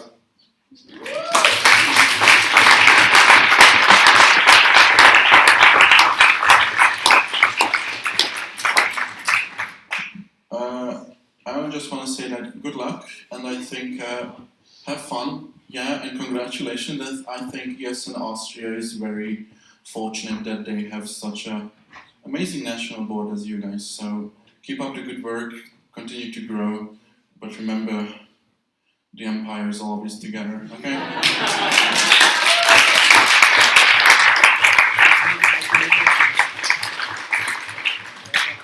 Anyone else? Maybe you guys now want to say something after such nice words and everything. Mr. President. Let's get him two. We can have 2 microphones. Yeah, maybe then you can hear me better after that. Okay, this is getting weird right now. Please don't film this. It's on the live stream, and I got it. No, actually, I wanted to say something during the appreciation round, but I wanted to keep it for this moment because at the end we have to close the MP. And as last MP in November in the TU, where I said that I really loved the spirit we had by discussing, the statutes, discussing the statement of these documents. I can see that we developed from discussions and integrating to actually involving everyone. And every MP, there's a development, there's an improvement. And I think we can all see the engagement you're also putting into this. We can see that they are really interested. It's just, for example, the OC here. The ideas they brought up to this national platform by being zero waste. We didn't use anything in plastic so far, as far as I know. For the food, we had vegan food, something quite new for us. Well, this was sponsored. We didn't buy that. So I think we're really developing in the right direction. And for the things that I presented during my candidacy and that we all presented going in a certain direction, I think this is the vision we need for this organization. And I think we're all getting aligned to that. First, I want to congratulate to ISMVKB. We know how they struggled in the past. And right now we're having a really active team, and I think they deserve an applause for that, for putting this effort into this.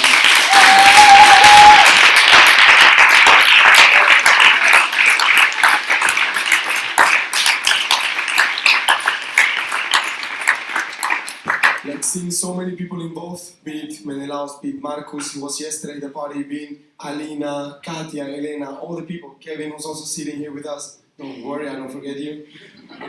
No, it's really nice to see that there are people who are still keeping this ESN spirit alive, you know. Second, technical, as already mentioned by Menelaus, for the location. Really nice, we had everything beside of connectors for the energy. But that's not a problem because we found for supplies. And Univin, who's always stepping up, you know. This is really a big support for us, and I really want to thank them. They stepped up for the last MP, they helped Sophie to organize it, and now they're organizing it again. So these 3 sections are really putting some milestones for us to reach, and I think we can all keep up with that. I hope Salzburg, Innsbruck, and hopefully Kufstein can make it better, if it's possible, and I think it's possible, we can always improve. Third point, thank you to all of you. Again, you're giving your free time for ESN. And if you didn't really feel it, if this is not a passion that you're developing here, I don't think that there's anything that will move you to come here, you know? So please bring this passion to your sections. The plans we're working on is also, you know, it's not the national level. We want to work for the local level. This is what we're voted for, to help you to work with Erasmus students. So don't forget about that. We're here for you, to contact us, to help you, you know, any case, any problems, any questions you have to answer them. So I don't want to annoy you anymore with my voice. So thank you again. I hope you're going back home, take a good rest, because you deserve it. I deserve it too, you can hear that. And well, the last words are for these people. It has been quite a challenging year. I think for the last MP, already mentioned, we had some let's just say issues, or some misunderstanding that we had to overcome, which made it really stressful. Linz was another example, for those of you who were there. Was our first MP as a national board. A few things went in the direction we didn't plan it to go, sadly, but we learned from that, and this is what we're going to take in the second mandate for the ones who are continuing. Lucas and Iris, really helpful for our work to gain visibility, for example, in the case of Lucas, who was in Munich doing his internship and still being part of the national board. And this is something I really want to appreciate for him, and so he deserves a round of applause for that.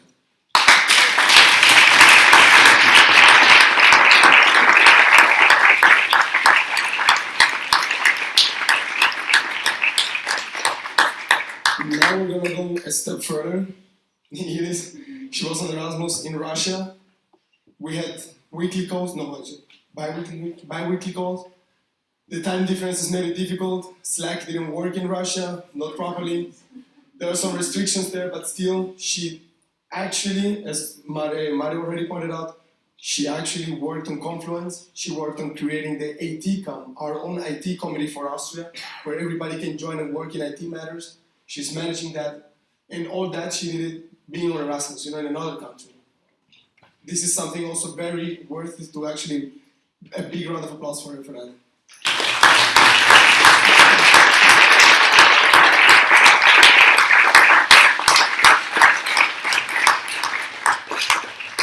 And last but not least, Stephanie, who stepped up as national events manager. You know, it was quite a difficult time where, well, Lucas resigned and he applied for an R, who was about to step up.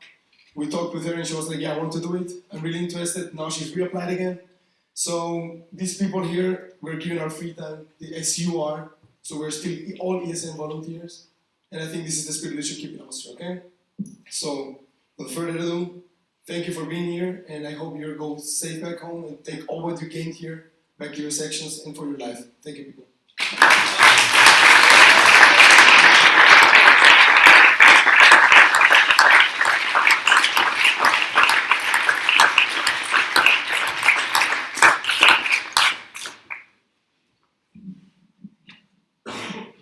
It's on, great.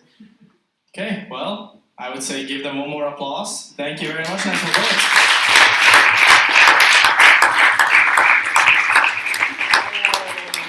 You can do a group out there. Let's go.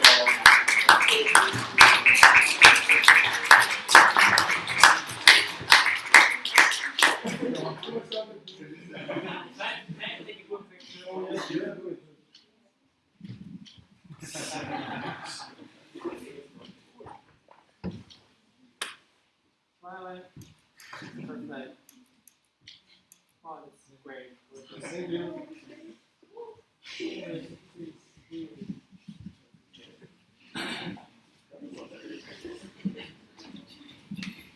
Okay, one more group to appreciate.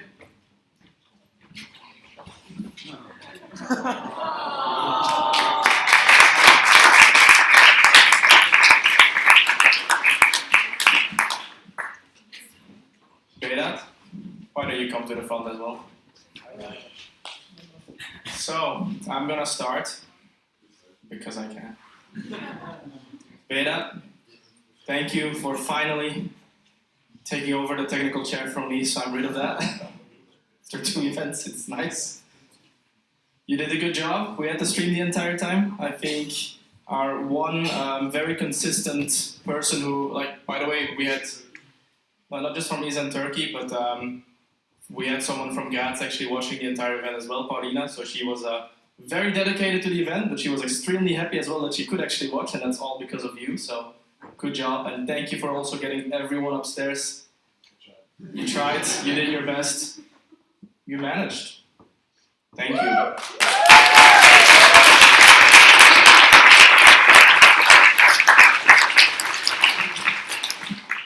My Josh. Thank you for this chemistry we apparently have. It's good to know. Thank you for taking the minutes, but also thank you for sitting here with me, chilling, talking, having everything ready, being able to jump in at any moment. Yeah, close the Facebook. It's good. Thank you for your love, which keeps on infecting me as well and making me smile. Thank you for something we can't name on the live stream, but you know what I'm talking about. It's not what you're thinking. Thank you, you two. It was an amazing experience. Let's do this again, but not in Austria.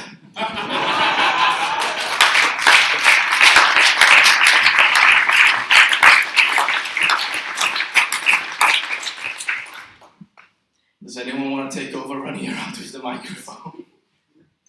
I do.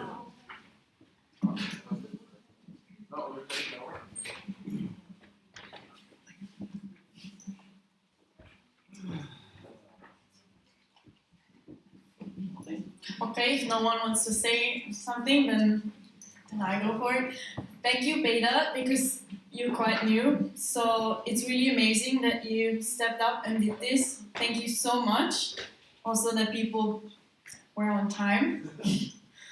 Also, Matjas, thank you for taking the minutes, even if some German words appeared. And thank you, Jens, especially because we worked so hard together with the agenda. We put so much stuff in there this time. You put so much energy in there. Thank you so much.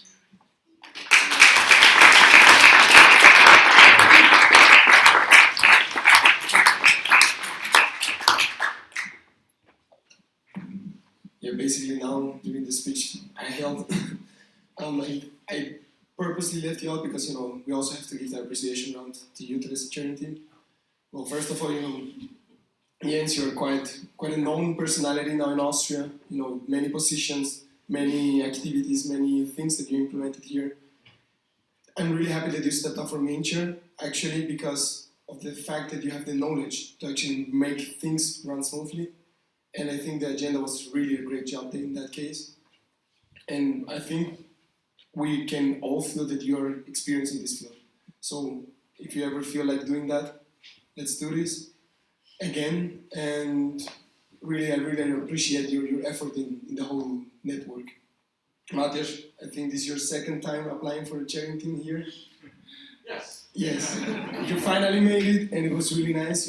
I think I could see that you were really a nice team together with Jens, coordinating everything, the agenda at the time, and together with Berat, you did an amazing job. And I can really just say, Berat, thank you for taking this responsibility. As Sophie said, you just joined like 6 months ago, 7 months ago? 4 months ago, and you already had 2 MPs. Now it's your technical chair. Let's see what the future expects. Let's see what. Okay. So yeah, thank you people for making this event happen as it did, and let's work together hopefully in the future. Okay. Thank you.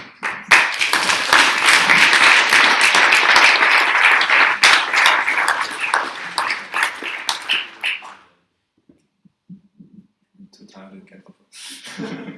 Yeah, once more, thank you to the chairing team. I mean, everything was already said.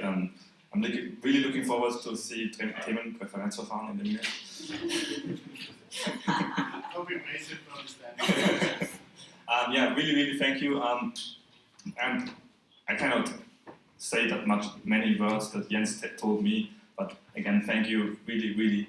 I kind of think you're kind of a mentor to me. I don't have words. Thank you.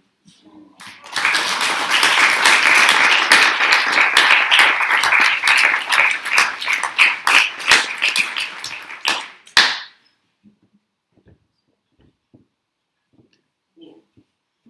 I already said my piece. Yeah, I have to thank you guys. I'm bad. Thank you for the chocolate in the beginning. Yeah, that was very cool. But thank you for being a good sport for you as well. I think you should do that. Yeah, you should come to Hungary. Why not? Yes, you should come to Hungary as well. So at some point, making a good chair for us, and also just a shameless plug here.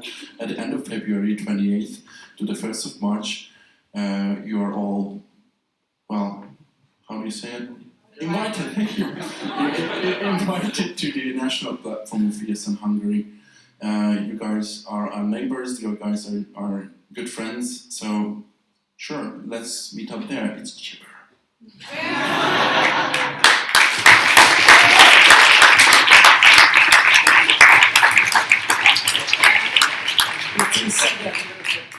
It's in second.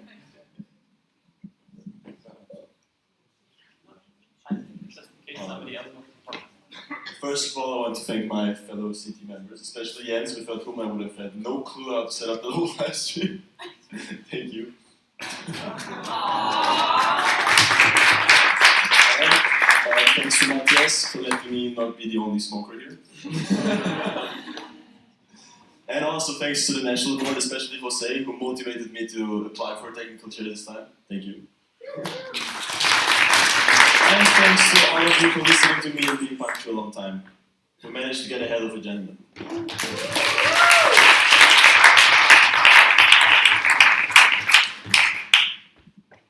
I mean, seriously, we managed to get ahead of agenda. It's not a thing. It doesn't happen. So, wow. That's it? No, now it's, I think, time for the closing, which means that Jose gets to practice his voice again. And after that, the OC gets to practice their voice again and close as well. Or we can switch it around, I don't mind. Who first? Whose voice is the most destroyed? We have a winner.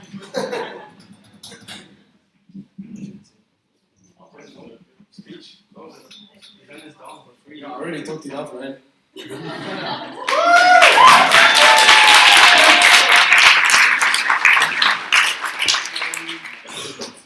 When I say it's closed, it's closed. And they don't speak anymore. No, or secrets to say whatever they want. It's fine. It's closed.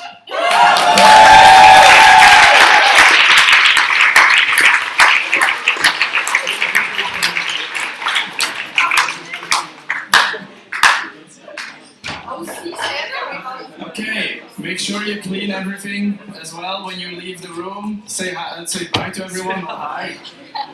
Go get some sleep. Catch your train and ciao. And then I just talked to the Hungarian MP. Stop dropping glasses.